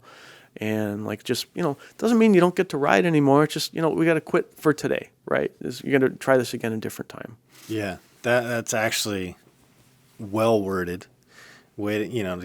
Sometimes a confrontation could happen, but I also think a friend of mine, Travis, just went through a heat exhaustion, and he was down on the Oregon BDR, and just it went all sorts of bad. And so he was on, and we had a conversation on air and also more off, and it was just, man, when you start overheating, and people just don't understand that, especially if you're not somebody who is healthy conscious, we'll say, you don't understand about hydration, electrolytes, eating correctly before, and fueling your body and keeping it cool, and how in a situation in a classroom, you could be very coachable, and then a little less listening to bad mood. I don't want to do this. And I've seen this on the football field, during doubles and stuff too, where the kids are just gun ho and ready. But that one kid that didn't hydrate correctly is now cramped up, bad moods. So it's the exact same thing of just trying to be conscious of your body in a warm environment, and know that my decision making is not where it was, my balance is not where it was, and my attitude can go 0 to piss off real quick. That's fatigue and exposure is so insidious because it happens to you without you really consciously recognizing it, right? It's like you just, and on a motorcycle, what happens is you start making mistakes, right? And and so anytime you make a mistake, it's good to be like, okay, I just recognize what's going on. You got to listen to your body, right? And sometimes you just need a break, right? Other times, but we know, you are a different rider at 10 o'clock in the morning than you are at 4 o'clock in the afternoon. You're out all day. Ian at 4 o'clock is way different from Ian at 10 Right. o'clock, right? Yep. And so that's wind and that's sun and heat and hydration and all that stuff. And really, it doesn't mean you can't ride. You got to recognize that and kind of adjust. You take more breaks, right? Or you have a bigger space cushion. You ride a little slower. You accommodate those things. But anytime, I love playing this game, and you've kind of alluded to it already. Like when you make a mistake, right? You think about like what just happened, right? And the way I conceive it, I'm like, if I could, let's say I pass through an intersection and I'm like, ooh, that was close, right? I think back, I'm like, okay, if I could do that again, what would I do differently, right? And that's where the real learning comes in, like because you can think about really hard about how, and then that stays with you, right? You remember that, and so now the next time you see that, you're more likely to behave in the ideal way that you came up with in your mind the last time. I played this game once. It was cool. I learned it in a book. The book was called The Upper Half of the Motorcycle. It was written by like a behavioral scientist or whatever. And he said, put a counter on your bike. And I tried this. You know, like the count, like at the mall when you Right. walk by and people click. Put one of those on your bike. So I bought one, like $2, a little digital thing, and I made it a point. Every time I made a mistake, this is what the game is. Every time you make a mistake, just hit the counter, right? It doesn't. I don't even think the author explained like what to do with it after that, but just do it as a psychological kind of a thing. And so what happened is I realized I would make a note. I was really hard on myself. Every time I'd make a mistake, I would do that. I would take time to push that little button and whatever. And then, but what it did was that it kind of pressured me, or it encouraged me to kind of analyze, okay, well, why was that a mistake? And that's what got me to okay, if I could do that again, how would I do it different? But what I discovered, this was the most important discovery I made, like tracking those mistakes. I realized that most, if not all of those mistakes I made because I was either distracted or I was impatient. And that's personal to me. I don't think that's what everybody would encounter, but recognizing that about myself, now I'm better able to recognize when I'm distracted. I'm like, okay, you're distracted right now. You need to get your mind back on the bike. Right, focus up. Or if I'm impatient, right, like you're being a butthead, right? Just back off a little bit. There's no, that sort of thing. That really helps me make better decisions and to stay more focused on the task at hand. I think that goes back to personal accountability. I think I listened to a guy and read his books and stuff called Jocko Willink, and he has extreme ownership and these books that are fantastic. And one of the things is just being like, you're realizing you're making those mistakes. Like you can see that, the count there, and then it becomes more of a, I'm going to own up to these. I'm going to learn from them. And then like the toolbox, like we go back to, right? So you can think about all those things like you were just saying. You just put all those in your toolbox. You just leave those drawers open and you just reach in there and grab that tool, and I think that's very, very important as a motorcyclist to recognize our flaws. And like you were saying, like, oh, I was distracted right there. To me, when I get distracted, I'm like, what made me distracted? Was it that bird? Oh, look at the birdie. Was it something like that, or the scenery? And the scenery could be really bad, because it's breathtaking, and you're like, you just want to look over there, and you forget you're doing 50 miles an hour on two wheels. You know, so it's just being accountable for your actions and keeping your mind kind of focused. Yeah. And I'm horrible about that too. Like if we're out on a trip, for whatever reason, guys throw me in the front. Like, all right, we'll follow you. And it's like, okay, so I'm going. So then I've got the guys behind me. We're going to this place. Okay, it looks like I got to turn in X amount of miles. Okay, I think it's about a half mile. And then it's like GPS, road, GPS, road. And it's like you get there and you turn and you're like, I don't even remember like the last 2 minutes of that road. And then you're like, what just happened? Yeah. You got to be so mindful out there of what's going on around you. Yeah, a great example of distraction. And I think anybody who has to go to work somewhere away from home, probably understands this, but like, have you ever gotten halfway home from work without even realizing how you got there? Right. Right. Yeah. That's my sort of distraction on them. I'm thinking, God, I gotta mow the lawn when I get home, so I'm gonna have to run and get gas for the mower. And like 4 blocks have gone by, and I'm like, Yeah. I'm off mowing the lawn. Right. I'm like, no, right here. Yeah. I need you right here, right now. What about the ride over? Yeah. You know, what, I don't know. It's just the distractions out there are so a lot, you know. Right. You got the comms in your helmets now. You've got, I don't do it, but the tunes you can listen to, you know, and it's just, there's so many distractions. And I think on a motorcycle, it's not like a car, you know. We all get distracted in the cars. We look at the phone and want to change songs or whatever.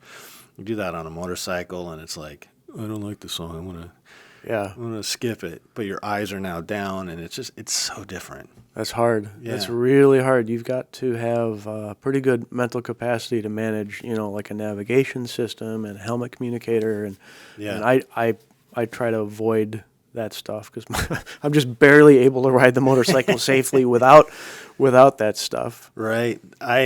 The comms actually, for me, I think are some of the best things that have ever been, you know, brought to us as riders. You know, my dad's 74, and he and I ride a lot together, on road, off road, and just being able to go down. We'll just be some random place in Oregon. He's like, you see that cutout in the hill over there? I'm like, yeah. He's like, that's actually part of the Oregon Trail, and the history behind this is this. And you're just like, what? Yeah.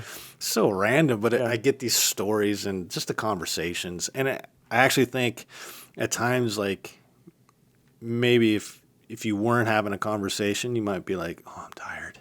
I should pull over. But you're just like, hey, what's going on? You know? So I think the comms are good. But yeah, especially me, because I got Gaia, the app on my phone over here, and then I got my Garmin.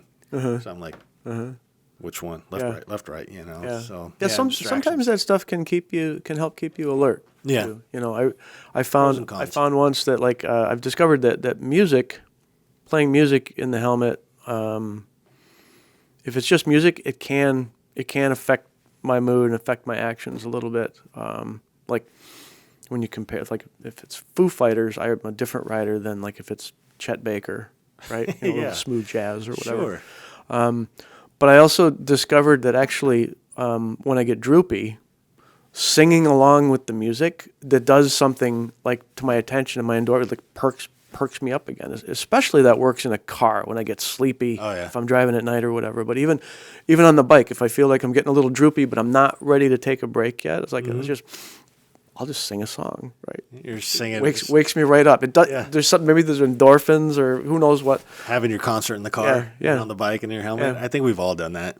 For me, I think we go back to a little bit different stuff. It's like, you know, say just men's mental health or whatever. To me, the wind therapy is like a real thing. So we had this thing go through on Instagram, I think about a week ago. And my really good friend, Chris Crittermoto, he posted a thing and tagged me in it on his story. And it was just like, what's your favorite writing song or writing music? And it was just like, bam, everybody's just lighting up this. And I was sorry to disappoint you guys. You know, I don't listen to anything. Yeah. It's like that maybe 1 or 2% of all my writing that I do, I'll actually have music on. If I'm on a long trip by myself, I might do a book on tape. But other than that, I just like to listen to myself chat. You know, I come up with a lot of personal solutions that way. You know, I am down about this, or this is stressing me out, or what should I do about that, or this is really awesome. And it's just like, oh, I'm going to do it this way. Yeah. Okay. You know, and that's me. It's just, that's my quiet time. Yeah. And people are like, well, you drive trucks, so don't you have that? And no, that's when the music's on. That's when the podcasts are on. You know, that's when I'm doing my, you know, cab vocal singing auditions, you know? So it's pretty cool. So talked about kind of the beginner aspect of coming in. So you also have the courses that you've been talking about, a little bit more advanced. And I think most of my listener base is already somewhat of an advanced rider. So, what kind of recommendations? And I know that some of you guys don't live in Oregon that listen to this, and I know some of you guys live in a completely different country. But if you are in this area and you hear a course that you're interested in, by all means, look up teamoregon.org and go on and register. And if you're not from around here, I'm sure wherever you are, the training courses will have something kind of similar to it, you know. So we've talked about Pat's Acre, which is a small go-kart track road course out here. I know you guys do some stuff there. You got a braking class today. So if somebody comes out, let's just walk them through. So somebody is all in, so they take their basic class, and then they go to the intermediate class. Now they're looking to learn a little bit more of a higher skill set. What would be the next class that you would recommend for them to take, and kind of why? So if they've taken a basic course, there's no reason to take the intermediate course. Okay. The intermediate is just a shortened basic course is all it is. Like the difference is that in the basic course, you also learn how to work the controls, right? And so the intermediate course is the same stuff that's in the basic course. And so the next step from there, if you haven't had any other training, would be road riding tactics. And that's a half-day course. It's 4.5 hours. We do that Oregon City here at Clackamas and other sites. And what that is, it's kind of a smorgasbord. It's for a rider who has graduated from a basic or intermediate course, and they got a motorcycle license, and now they're looking to refine the skills that they have built so far. It focuses. There's no classroom. It's just parking lot exercises, and focuses on 3 skill areas. We do low speed precision maneuvering and braking and then cornering, right? These are the 3 of the skills, 3 of the advanced skills that are the most difficult to learn on your own, right? Just like if your dad's friend hadn't talked about cornering, about turning the bike in a little bit later, you might not have that might have never occurred to you, right? Right. And so that's what we do. That's what we do in road riding tactics, and that's sort of the introduction to advanced training. Like you get low speed maneuvering, you get braking and cornering, and you can figure out. So you get great riding tips, and you get good practice and coaching and feedback, right? And it gives you stuff now I got stuff to practice for the next year or 2 after taking that course. But it could also help you recognize, like, in what area am I weakest? Where would I want more training, right? And then after that, then we literally have those 3 topics as 3 separate courses. We have a precision maneuvering clinic and a braking clinic and a cornering clinic, to go and to take those topic areas and to dive even deeper and to get better at them. And then, so those are more specific classes. Those are kind of working on one skill area in each one of those courses. But then one of the courses, as you know, we teach at Pat's Acres, is advanced riding techniques, which is, again, that's more of a generalist course. There's a little bit of everything in that one. So there's a couple hours of classroom where we talk about not only motorcycle control and control operation and what to do for braking and cornering and swerving and stuff like that, but we also talk about riding strategy, about traffic and traffic management, risk management. We try to dispel some of the myths of motorcycle riding. Like what, and like, for example, most riders, when you ask them what's the biggest risk, and I'll ask you, what's the biggest risk to motorcycle riders out there on the road? I would say 2 things that come to mind right off the bat: the rider, and then traffic. Most riders, when they hear that question or they think about this concept, they think it's other drivers. It's other drivers pulling out in front of me at intersections, right? Yeah. And so that's a problem. We get that, right? Other drivers, we know they don't see us, right? We get that. Even when they look for us, they don't see it. We get that. But really, the reality in Oregon is we lose most of our riders on curves. Yeah. And this is a surprise. That's part of the riders being unprepared or whatever. And so we talk about stuff like that. Most riders believe that other drivers at intersections are their biggest problem, but really no, it's themselves. And they don't realize how much control, riders don't realize how much control they have over their riding environment if they choose to wield that power. And so that's the sort of the discussion we have in the advanced riding techniques classroom. Yeah. But then we get out onto the track, and it's not a full-on racetrack high speed sort of thing. It's like most of those turns are maybe 15 to 30 miles an hour, right? And it's tight and curvy. There's a straight stretch. You could probably get up to 40 or 50, right? If you really pull on it. But what's great about that course is that it's all fenced off. There's no traffic, there's no pedestrians, there's no animals, there's no bicyclists. Everybody's going in the same direction. And you get to practice the same curves over and over and over and over and over and over and over again, right? And so you can really, you can push everything else out of your mind, and you can really work on your technique and your timing and your transitions in those corners. And so that's what most of that is. But there's also higher speed braking exercises and decision-making exercises, swerving and braking, stuff like that. So Right. And swerving in mid-corner, right? No, we do braking in a corner, like like making an emergency stop when you're leaned over. Yeah. Okay. Yeah. That's more of what I was. You did that? No. That again, going back to Ken. Unfortunately, he's passed away now, but it's just he was telling me about that course and how the instructors were kind of instructing it and stuff. And I was just like, I don't know why I haven't taken it yet. I've been like, this sounds like right up my alley.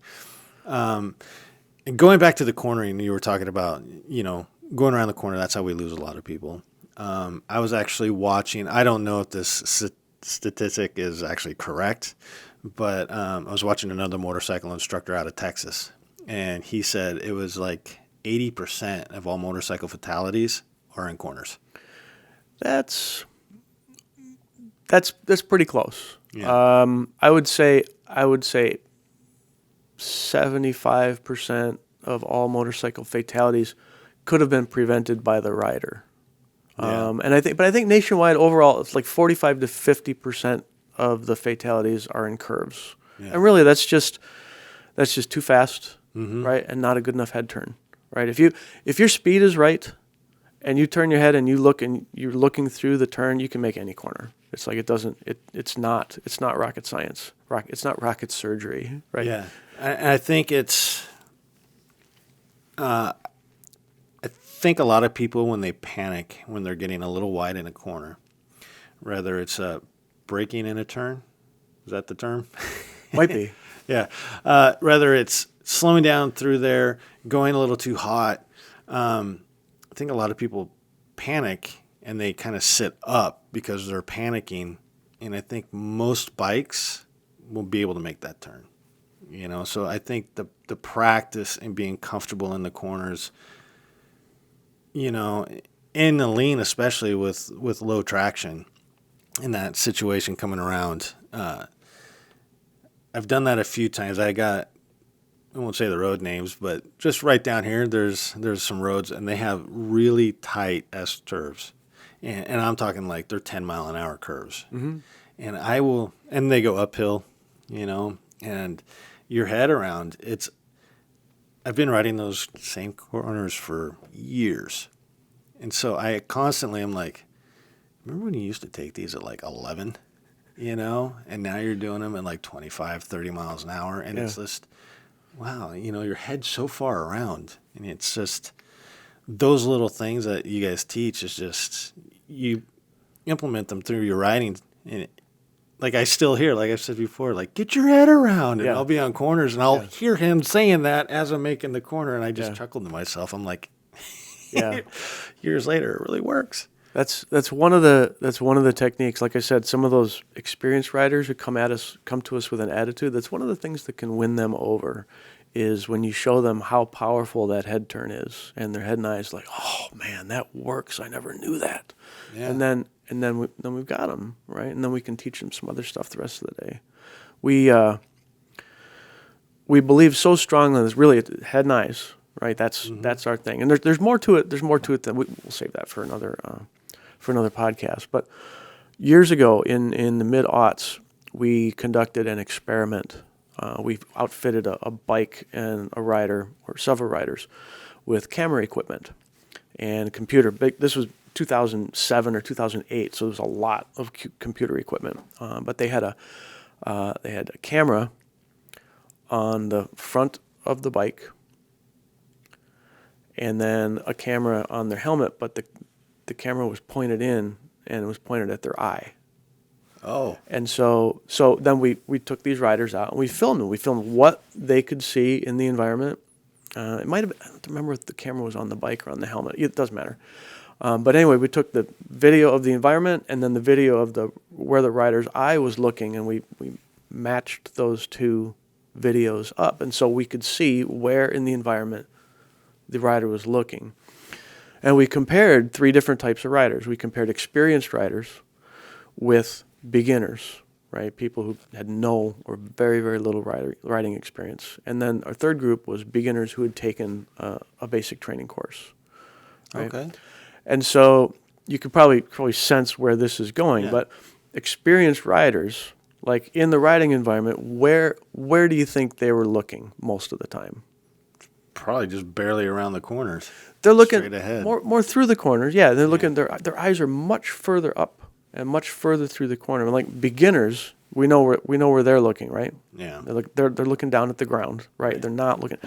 But the beginners who had taken training, their visual habits were much more like experienced riders. They looked much further down the road and they looked much further through the corners than the beginners who had never taken training. And so that little bit of information, that technique is really transformational in a new rider. The light bulb goes on. They're like, oh man, that works. And it's something that not only you don't ever have to forget it, but you can keep getting better at it, right? Mm-hmm. And because what you described, like riders sort of freezing up, tensing up in a corner, really that's when fear takes over. Yeah. When fear takes over, riders they come back forward. They look forward. They kind of look down. Right. It's like it's a lizard brain reaction, right? But the more training, the more experience you have, and the more practice you've devoted to looking through those turns, you're less likely to tense up and panic like that. You're more likely to, okay, I need to stay in this lane, and maybe I got to just gently scrub off a little speed, or maybe I got to turn the bike a little harder, or whatever. And they realize that they can do that rather than freezing up, staring at the guardrail, and now it's just luck. Like it's just blind luck whether they're going to make it or not. Right. 9 times out of 10, where our eyes are focused on is where we're going. So if you're trying not to hit that pothole, the rock, the guardrail, the shoulder, but you're fixated on it, you're going to watch yourself go right into it. Yeah. It's very difficult to make the bike go somewhere you're not looking. Right. Right. I think that's why, just that head around like you've been talking about, because you get away from what's ahead of you. You know what the conditions are like in the road, but looking beyond really makes, like, it's not new news, but it really makes you turn in that corner a lot gentler. Yeah. Or looking even on a straight stretch of road, what's way up there. Yeah. I'm always looking, what is that way up in the road? Oh, it's just, a little speed bump or something in the road, or it's an alligator. We call them gators in the trucking industry. When you blow the tire and there's that big chunk sitting there. Yep. Yeah, we're just like, oh, there's a gator. Yep. Let's go around that. So definitely. we try to teach. Really, that's our mantra is we're looking and thinking 10 to 20 seconds ahead, not 5, but like way up there, right? And you're you're trying to reel in new clues. You're trying to seek out information about your riding environment. Where am I going to be 10 to 20 seconds from now? I need to know what's going on there. So that way you're prepared. You got your position and your speed right by the time you get there. And then once you got then you keep looking out ahead, 10 to 20 seconds. That visual scanning is just so crucial. And especially like I've ridden with like experienced guys in the woods, and I'd say, oh, did you see that through the trees? We got somebody coming. And And they're like, well, I didn't see nothing.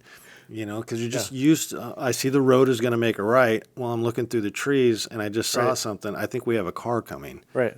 And it's just, to me, that's so basic. So just that 2 seconds or 5 seconds you can get can save your life, literally. Yeah. So you have these cool courses, just vary, right? The corners and the advanced techniques and everything. Those all sound extremely appealing. And do the curriculum change at all now that it's raining? Do you give out a little bit of pointers like, oh, well, we're into this turn right now, but now it's going to be raining in 20 minutes during this course? Do things change with that, or? Unfortunately, at Pat's Acres, if it rains, we just have to cancel that course because that track gets slippery when it's wet. It's covered with go-kart rubber, and so it's slippery. But the other ones, we'll run them rain or shine. The Braking Clinic and the Road Riding Tactics will run them rain or shine. And one of the sort of the review, not the review questions, but the kind of the follow-up questions in road riding tactics. Like, for example, we talk about braking in a lean. Yeah. And we practice that for a while. And then one of the questions is, okay, if the road surface was wet or slippery, what would you do different? And then so we kind of engage them on the side of the range, like talk about what that means, right? Well, I would try to be smoother, right? And I would probably be approaching the situation at a lower speed, and I would try to be more gradual, with my braking, for example. And we do that a few different times with certain skill sets. Okay, how would this be different if the surface was wet or slippery? But it was funny because, like I said, we stick to the cards, right? We've got a script that we stick to. And so I distinctly remember teaching this course in the rain in Eugene last spring. And so I'm like reading so if the course was wet or slippery, what would you do different? And they're all, kind of staring at me blankly because it's pouring down rain right now, right? So but no, but we don't really change much. We allow, because they're grown-ups, right? When we deal with beginners, right, they need a lot of guidance and structure, but experienced riders, they're perfectly capable of operating that bike and making those decisions right there. And so we're kind of guiding them through. I love working with experienced riders so much because they can speak the language better, right? You can communicate better. And then you can take an already developed and impressive skill set and you can make it better. You can make riding better for them just in an afternoon, 4.5 hours or 2.5 hours or whatever. All of a sudden they've got something new that they get to go play with, for the next year or two until they come back for something else. Which makes it exciting to be a writer, You're like, oh, I got all this new stuff in my toolbox. Yeah. Absolutely. Yeah. Well, that's pretty cool because, starting to rain, right? And so, like you said, it's more gentle, more stopping distance, a little bit slower, which is really good things. But also, your maintenance, how are your tires doing and everything. Remember, if you get new tires, don't go crazy. Break those in real quick. Yeah. I have a brand new set of tires, and we were riding yesterday just around a gentle corner, and I was like, wee! I can feel that back end kind of want to come out a little bit, Not even going very hard at all. And, oh boy, riding with some of my buddies is like riding with children. Coming up to a stoplight and you're kind of looking over here and your bike's shut off all of a sudden and you look over and your buddy's like hit your kill switch and just laughing. Yep, right away. Grab your keys, throw them in the ditch right away. Yep. Fortunately, you can't do that on the Africa Twin, but man. And then, of course, you did it once. Yeah, you're fine. Next intersection. Bam. But yeah, I think one of the things I wonder right now, listening to you, going back to kind of the beginner courses and talking about, the people that maybe need to come back, maybe not your day. One thing that popped into my head right there is I wonder how many, if there was a way to do the statistic, which I'm not sure there is, but how many lives were saved by people having an environment where they can come take a class rather than going out and just buying something and learning, you know, and just out on the road with the public and just getting all smashed up, you know, like that lady I saw just kept tipping over. It's like, I don't know, she might be a great writer now. It's really hard to tell, but I know at that point I was like, oh, this isn't for you, you know? So that's just one of those things in my mind where I'm like, I wonder how many people have been saved because they just, like the story you told where the kid just, I'm not even going to drive anymore. Yeah. You know? Yeah, we have tried to discern that, and nobody in this country has really got any good evidence that what we do actually works. We know it works in here. We understand in our hearts that it works, but there's no hard evidence. But we have tried, and we found some promising information about that, and that's one of the projects that I'm working on right now, because Team Oregon is an Oregon State University program, and so I'm working with our dean, and we're trying to get a professor involved, and actually to do some research into that, and to find out how effective is rider training in reducing crashes and injuries and fatalities, and other things like DUI arrests and speeding reckless, that sort of thing. And so we have those things in mind, but over the last I shouldn't say over the last few years. A few years ago, we did get our hands on some really good data from Oregon. There was like a 6-year time period where we knew who died in a fatal motorcycle crash. We knew which riders died over those 6 years, and so we could look up those names to see if they were somebody who had taken our course. Right? And so I'll preface this by saying, like, a survey that we did back in 2012, we estimate that about 2/3 of Oregon riders have taken a motorcycle safety course, either a basic or intermediate or advanced course. About 2/3 of those riders had some training experience. And so that, if you're going to make the assumption that 2/3 of riders have had training, right? And so then we looked at the fatalities. How many of those riders had training? It was only about 19%. And so the difference between 19% and 66%, that kind of points to the difference that training could make in the lives of riders. Literally, that could be the number of lives that were saved through motorcycle training. It's not definitive, right? It was sort of an informal. It was an informal. We're looking up news reports to try to find people's names and stuff like that, and compare. So it wasn't truly scientific and complete, but it was really promising that it was that big of a difference, right? That only 1 in 5 of those riders killed had actually taken a training course. I think anybody that's listening to this and who has taken a course is having the exact same thought that I am right now. It's like, how could that not be relevant, right? Yep. Like, seriously, like the stuff you learn, how could it not be relevant to this kind of data, right? I know for me that I'm a much better writer because of taking that course. I'm a much better writer because I'm eager to learn. And I'm okay with being like, oh, I suck, it's okay, so I can learn this, right? Yeah. Not having that ego.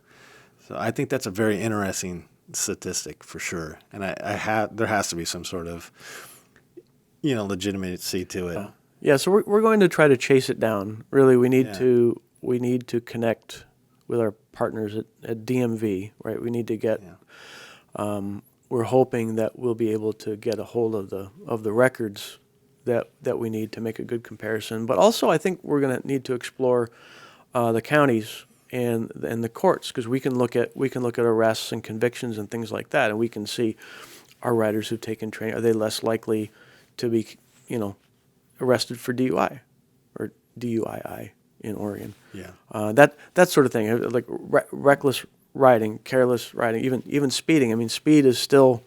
It's speed, alcohol, and curves. That's where we lose riders, and that's pretty much every state, with the exception of Florida, I think, because they don't have curves there. They just have straight roads and lots of intersections. And lots of real alligators. Yeah, on the roads. and real, true alligators, right? Absolutely.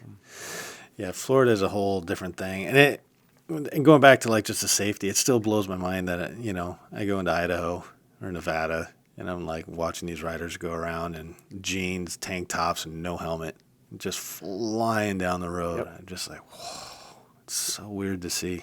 Yeah, I was just back home in Minnesota a couple weeks ago, and that always strikes me really odd to see folks riding around with no helmets. Yeah. And almost universally the same outfit too. It's jeans and either a white or black T-shirt. Yeah. And a black leather vest. Yeah. Yeah. Yeah. Yeah, it's quite crazy. Every once in a while, you see those guys cruise around with their shirt off. You're like, what, dude? Yep. It scares me. So, kind of moving into the next season and everything. I got on your website a little bit, or the Team Oregon website rather, and you do have some resources up there for like training and a couple of videos and things to read about. Mm-hmm. So any one of those you want to point out to, or have you been on there enough? There's a lot of free information there for somebody who doesn't ever want to come and take a course. There's plenty of free stuff there that they can get. And so in the section on the website called Rider Resources or just Resources, I can't remember what it's called. Yeah. I believe it's Rider Resources. But there's strategies for dealing with intersections. There's strategies for dealing with curves. There's strategies for dealing with group riding, this is another problem that people don't recognize. But when you look at the fatalities in Oregon, about 20 to 25% of them are group rides. They happen in a group riding situation where you get two or more riders riding together. Yeah. And so that's why that information is there, and that's really it's about distraction. It's about peer pressure. It's about trying to fit in, trying to stay together, trying to keep up. Mm-hmm. And some riders get kind of pushed past their whatever because they're trying to fit in, right? And I get that. That's a social thing, and so there's group riding information, and then even down to the detail like blind spots, like understanding when your vision is obscured by something, and not necessarily the blind spot like over your shoulder, but understanding like when your view of something is blocked, right? That should send up little warning flags. Like I can't see what's behind it. That could be a pedestrian or a vehicle waiting to pull out or whatever. And so, right.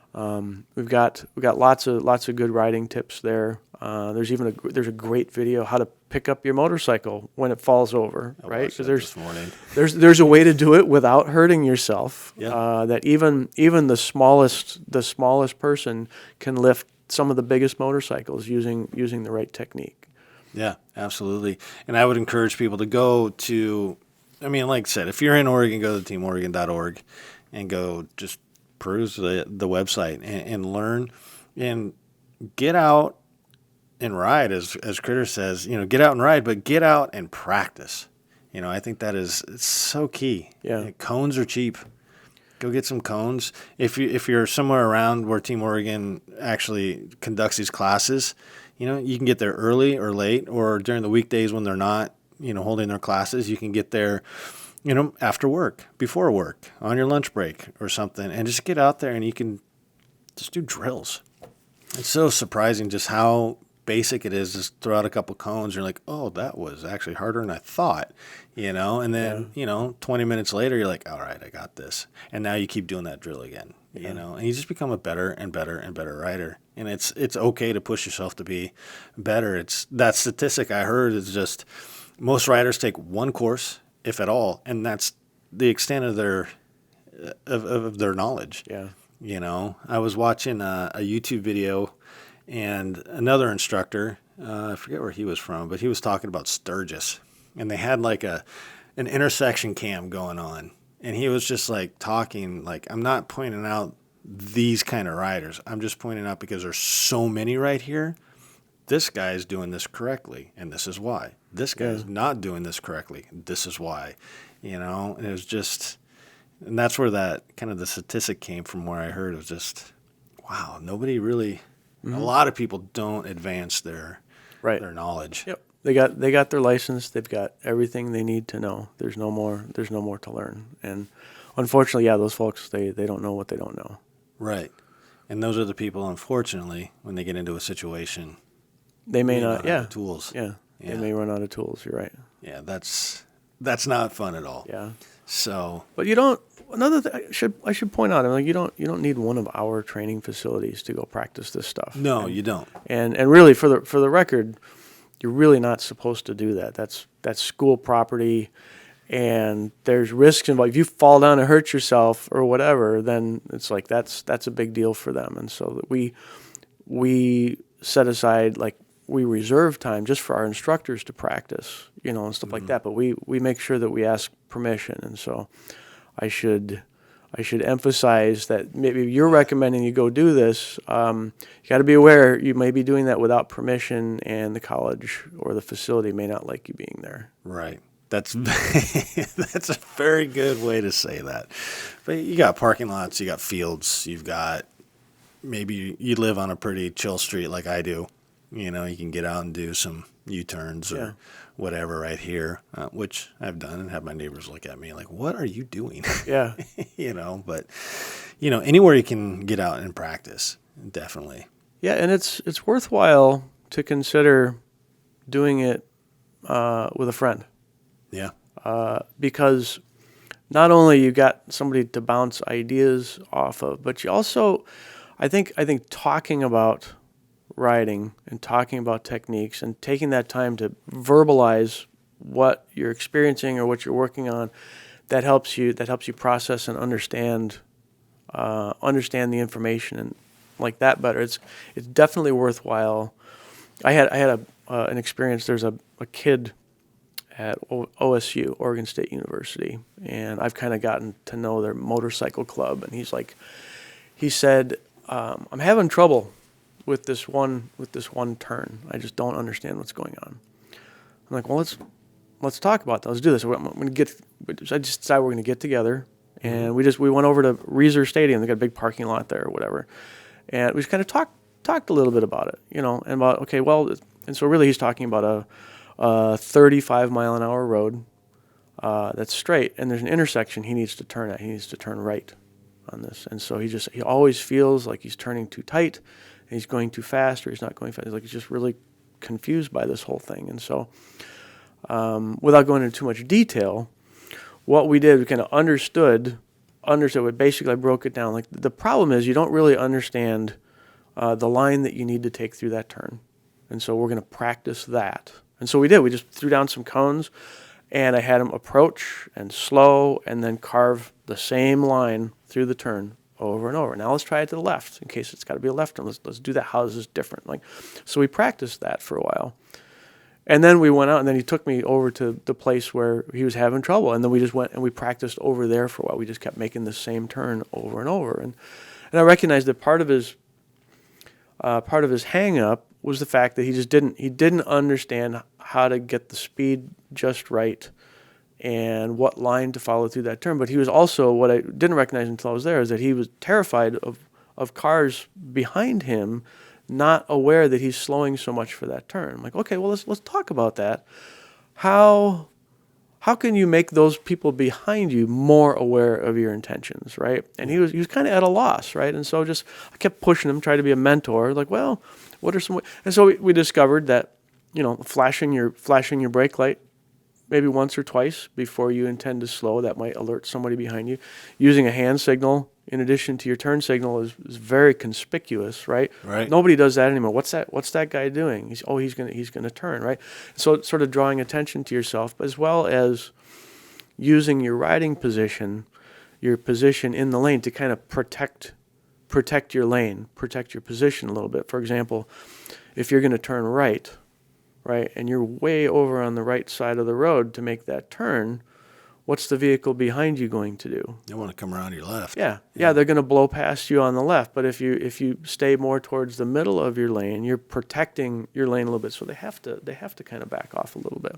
So little stuff like that. And I bring that up as an example of how to go practice stuff on your own. Like, I have trouble with this intersection, with this turn, but I don't understand what to do about it. So you get together with a friend and you kind of talk about it and you run through it. You just, I think it doesn't even matter if your results or your answers are right or wrong. I think just the talking about it with another rider and verbalizing what's on your mind. Just same thing with men's mental health, right? Right. We got to be able to communicate what's going on in here, right? Because it helps us process and helps us solve our own problems. And so, the assumption was this chap, I'm like, you know what the answer is. I know you know it inside you already. My job is to help you bring it out, right? And so that's what I would recommend. And like, do it with a buddy, take a partner along and ride together, and then you stop and you talk about what you're working on and what you're feeling, and I think that really helps builds a great motorcycling relationship. But then it also helps you process information and be a better rider afterwards. Yeah, it builds a community with you and your friend.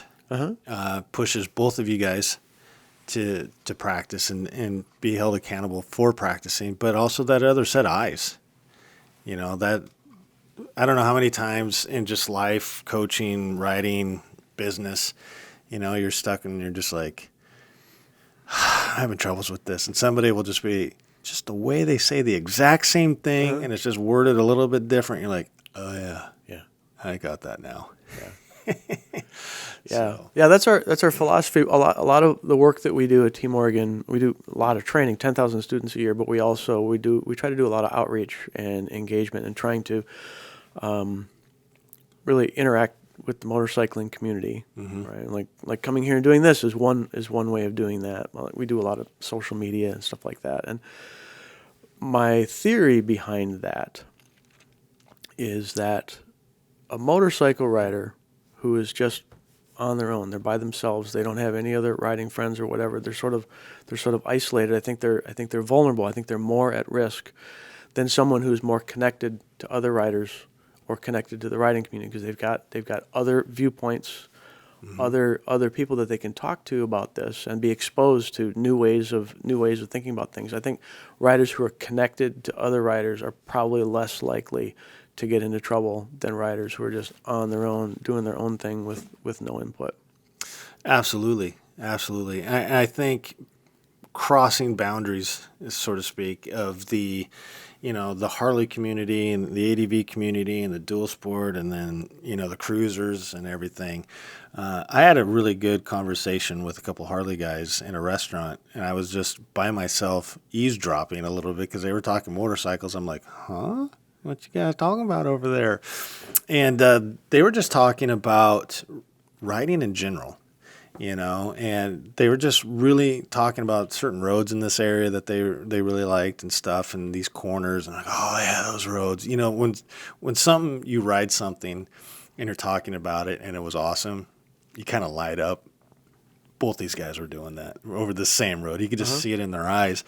One of the guys ended up moving, and I didn't get the full story. I'm a pancake guy, so my pancakes came up, and so I'm eating them and whatever. And what I ended up hearing is he moved, and the road that he lives on is more of a country road, and he wants to ride the whole road, but there's a 5-mile stretch of gravel.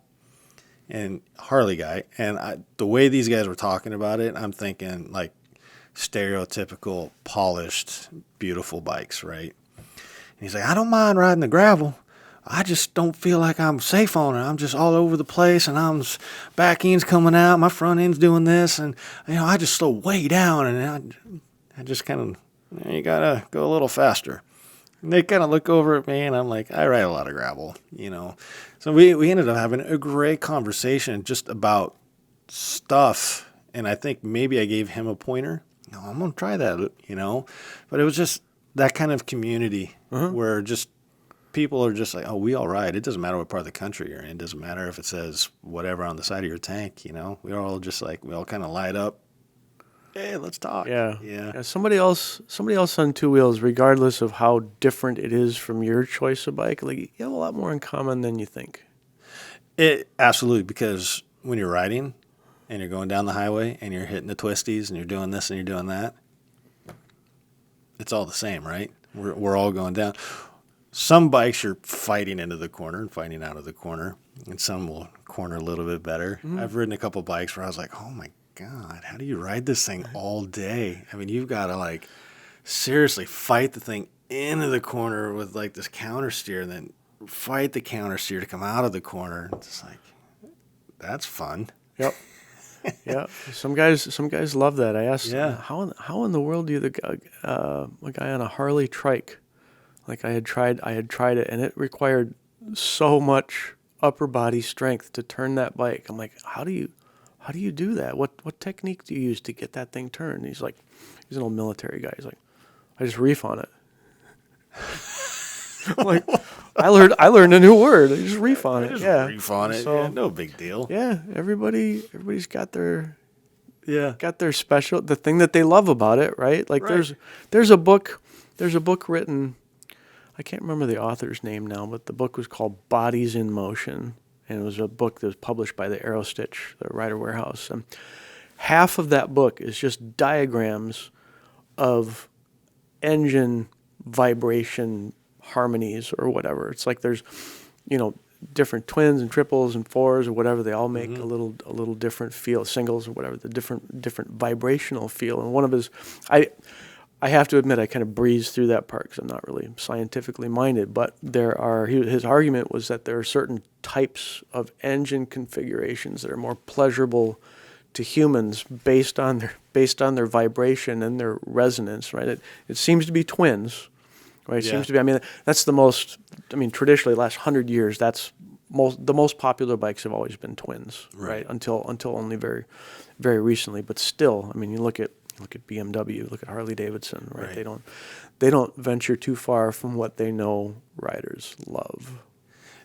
Very funny that you brought that up right now. At that event last night, my friend Sean has a brand new R1250 GSA, the BMW, and he was talking about the boxer engine and the way the centrifugal force inside, creates this gyro or whatever. And he was talking about how well it is in the corners and how it's somehow scientifically made to just be so gentle with the placement of the motor and how it's low and stuff.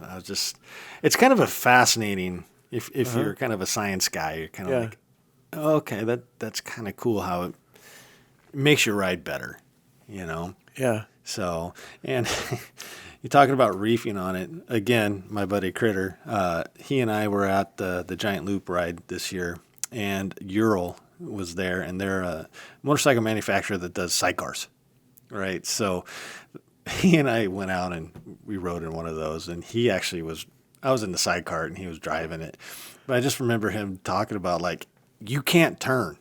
Like, you cannot turn. We're going straight. And we're trying to, make this right turn down this gravel road off the highway. And he's, trying to turn it.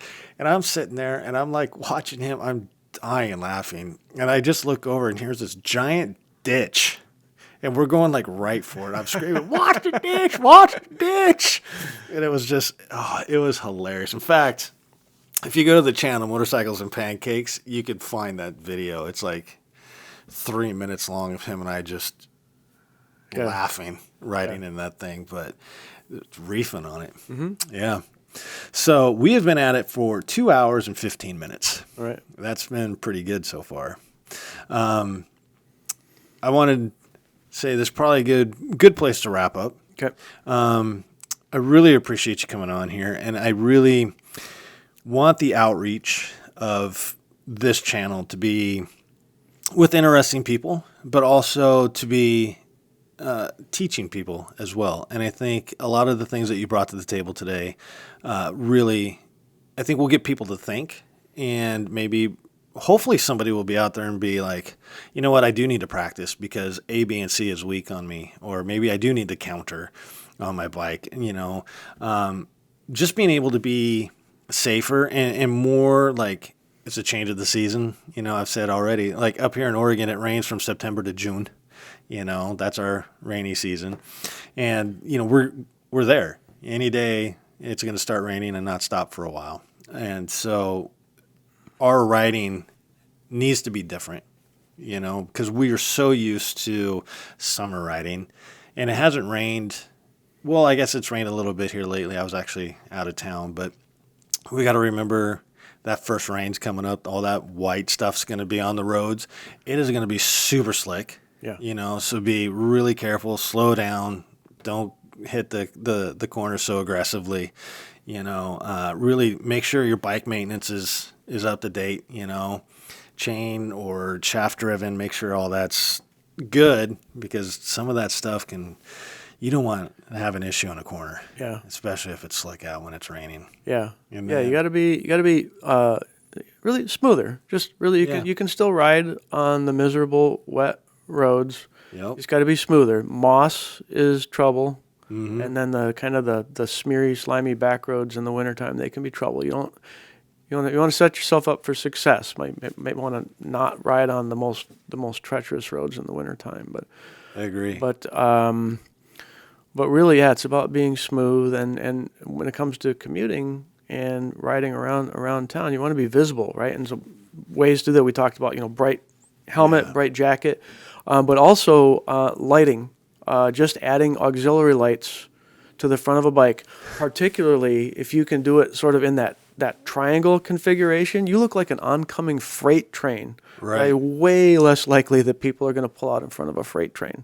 So 2 guys I rode home with last night, Travis and, well, Jeremy was there too, but he was so far back, I can't include him in the conversation. But we had Sean and Travis, and they both have the auxiliary lights. And Travis's he was right behind me, and I was like, man, those are bright. I don't have them on mine. Yeah. And I've been thinking about doing it. And last night was the time I was like, oh, yeah. Yeah. Oh, yeah. And Sean, he's got the BMW, so he actually has 2 sets of auxiliary lights on there. That 2 of them are white, and then 2 of them are, well, he has different lenses for them right now, so they're like that yellowish amber. Yeah. But I don't know if it's a BMW thing or if it's an aftermarket deal, but man, he hits his horn and the lights blink and do all this weird stuff. Yeah. And he can do that manually. And I just remember we were coming down, we were on McLaughlin, Highway 99 here, and we were just coming back, and we went back. We started at the food carts and we ended at the food carts yesterday. Go figure. Mm-hmm. But on our way back, I remember specifically looking in my mirror and being like, Jesus, those things are bright. Yeah. Like both bikes. I need to do that. Yep. For sure. Oh, it's such a great way to be more visible, because when it comes to other drivers, 90% of your crash hazards are coming from like this 10 to 2 range. Right. Right. Or 75% of them are, or whatever. And so those lights, help. Really, they help other drivers judge your speed and distance. When it's just one little headlight, right? It's harder to tell how fast that rider's going, how far away they are, right? And those multiple headlights will help with that. Yeah, I'm a firm believer in that. In fact, my dad said something. He came down to the event last night, and he was kind of nerding out on all that stuff too, just looking at all the lights. And he was like, Travis is going to buy some new ones. You should buy those from him and put those on your bike. You can put one here and here. And I was like, yeah, I'd probably do that or that. But yeah. Another great thing about it is that they're totally passive, right? It requires no effort at all other than installing them. And after that, you have this extra conspicuity without even having to think about it. Same thing with a white helmet, right? Or a reflective vest over your jacket or whatever. It's like you don't even have to think about it. Yeah, that reflective stuff is actually amazing. The technology. It's I think in the last 10 years, it's just gone from like, is that reflecting, to like, it almost looks like somebody's shining a light back at you. Yeah. It's pretty amazing. Yeah. I think for me with the auxiliary lights though, I was always worried to rip them off on a trail. Mm-hmm. Sometimes you're just riding, all of a sudden it's like, where'd the trail go? Yep. And so I was worried about that, but I watched these guys and kind of watched their placement, and I think, instead of out, you could put them in or whatever. Yeah. So just got to be creative. Yeah. Mm-hmm. Yeah, there's really good, I want to say, I've seen really good versions of that where they're attached to the fork. Oh, yeah. To the front forks. I think there's mounting brackets that work with the calipers. They work with the brake calipers. So they don't have to be way out way out here, they can be much closer to the bike. But again, you're looking for that triangle. It doesn't have to be the upside down triangle. It can be like that or whatever. But you create sort of an artificial parallax with your lights that helps other folks recognize exactly where you are, less likely to get in trouble. I think you said it really well, that the judge of distance, and if you just have those extra little lights on there, I think that's a fantastic thing. And one thing, going back to what we were talking about with like just the road conditions changing, one term that I really like to use is read the road. Like we're always scanning down, but I still want to know what's right in front of me. So if it is raining, is it getting that white junk that's coming up of all just the gunk and the grease and everything that's coming up off the road? What's the temperature outside? Am I going to maybe get a little slickery into a corner with some frost or ice or something that's, again, any day that can happen. We can wake up and walk outside and be like, what? Why is my lawn white? Yeah. So it's one of those things. I think a lot of the experienced riders really know this kind of stuff. But I also know from time to time on my Instagram, like I will get that question in the message like, hey, I'm brand new. What do you think about A, B, or C? Yeah.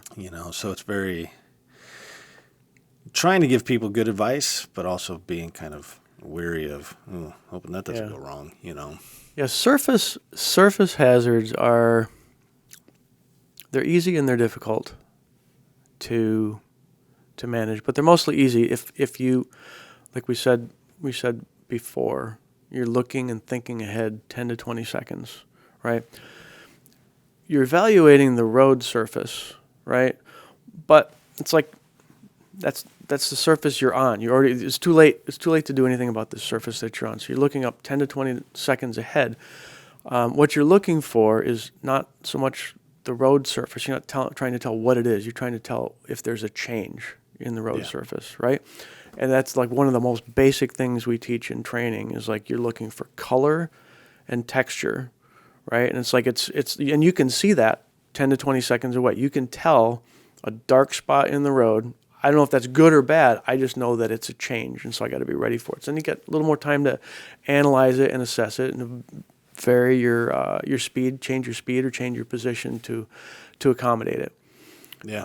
One of the tricks that we teach in the advanced course and also, in road riding tactics in the cornering clinic is that when we have you turn your head and look through a corner, we focus on getting your nose pointed into the corner, right? Your eyes can still kind of move around a little bit, but as long as your nose is pointed through the corner, your eyes kind of naturally go back the direction when you stop. So you can check out like how far you are from the center line and the fog line. Like you can glance around, you can look at your gauges, you can look surface and whatever. Right. But as long as your nose is pointed in the right direction, you always kind of go back there. And so there's a little distinction that we make in advanced training is that you look with your nose. That was something that was told to me on getting my head around. Point your nose where you're going. Yep. Yeah, I think that's so true because how many times are we into the corners and we know we're set up, and we're going around the corner and we're fine, but you still kind of check out, hey, what's that or what's my speed or something. I watch Brett Tax from time to time, and he was talking about cornering and talking about crashes and corners and stuff, and he's like, 99% of the time we're going around a corner one time. That's it. We ride past that corner and we just keep on going, and we may never hit that corner again. So we have one time to do it right, and that was the whole preface of the video is just talking about the cornering. But I remember just thinking about that as like, when I'm out on a long ride, that's absolutely true.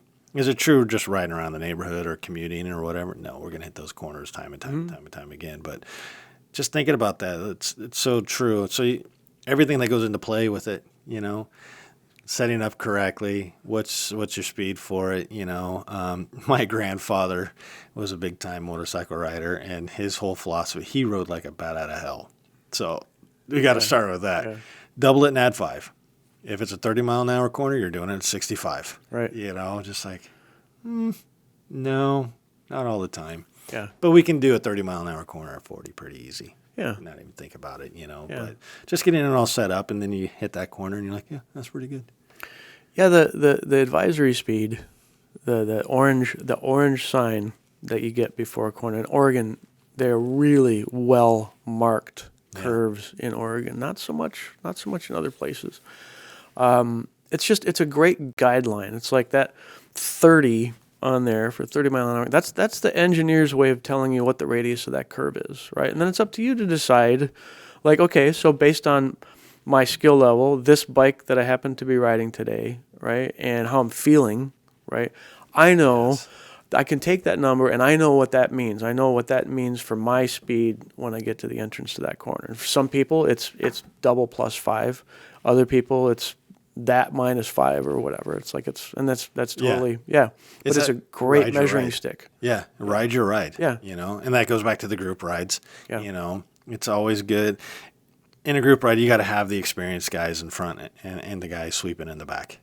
And just know, like, it's like anything. You're only as strong as the weakest person, right? So if somebody's in there is pretty new and they're used to going slow, take it slow. Yeah. We all want to get there at the same time, right? Yeah. We could spend a whole hour just talking about group riding sometime. Oh yeah, that would actually be pretty good. There's ways to do that. There's ways to do group rides to kind of minimize the stress that beginners have to deal with, and to minimize that pressure to keep up. Yeah. There's ways to avoid that still allow everybody to have a good time. Right. And you've kind of talked about that a couple times, like When I Come Back, or that's for another podcast. You and I, I'm trying to set the hook here. Yeah. Yeah. So for you listening, he and I have talked about making this kind of a reoccurring thing, whether it's a change of season or maybe laws change or something happens.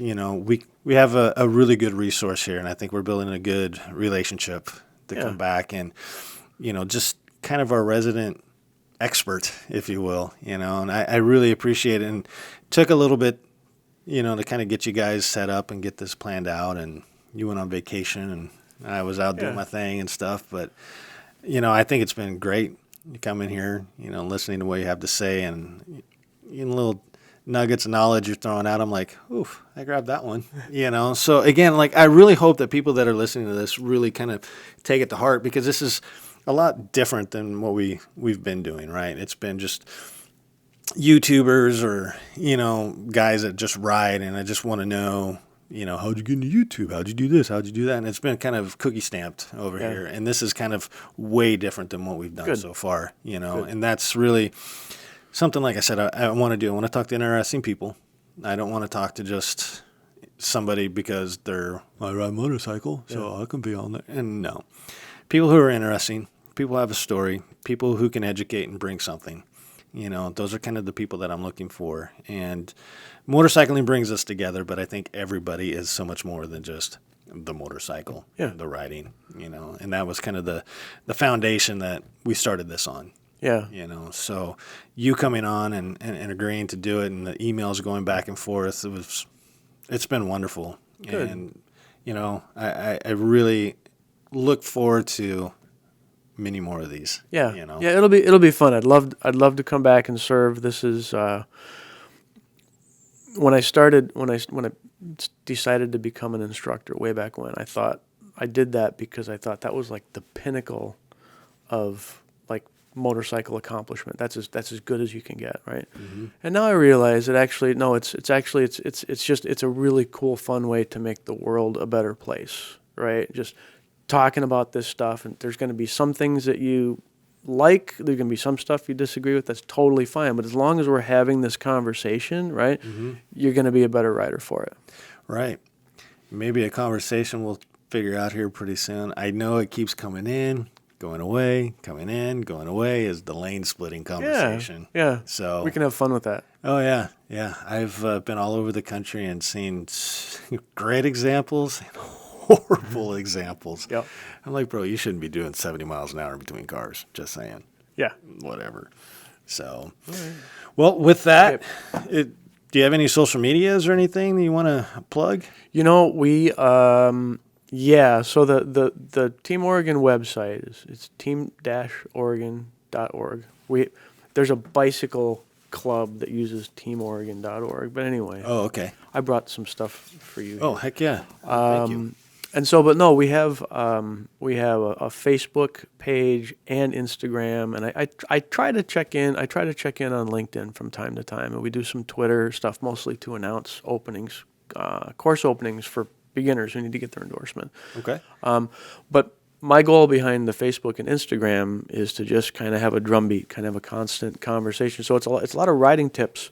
It's like corners, riding gear, bike maintenance, what's going on in Oregon, stuff like that. And so really the point is to connect riders to ideas and to connect riders with each other. And so if you want to get, we send out stuff like every couple times a week, some sort of motorcycling tip or thought for the day, that sort of thing, to help you be a better rider. Even if you never ever come to a training course, you can join us there and you can still learn a lot of stuff. That is actually great. And are you the one behind it? Mm-hmm. Okay. Yep.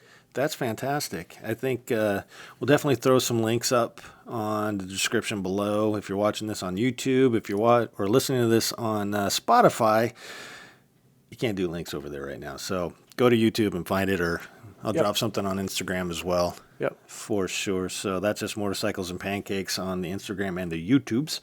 But yeah, man, Pat, thank you so much. It was fun. Yeah. Yeah, thanks for having me. Absolutely. Good. We'll do it again. Absolutely.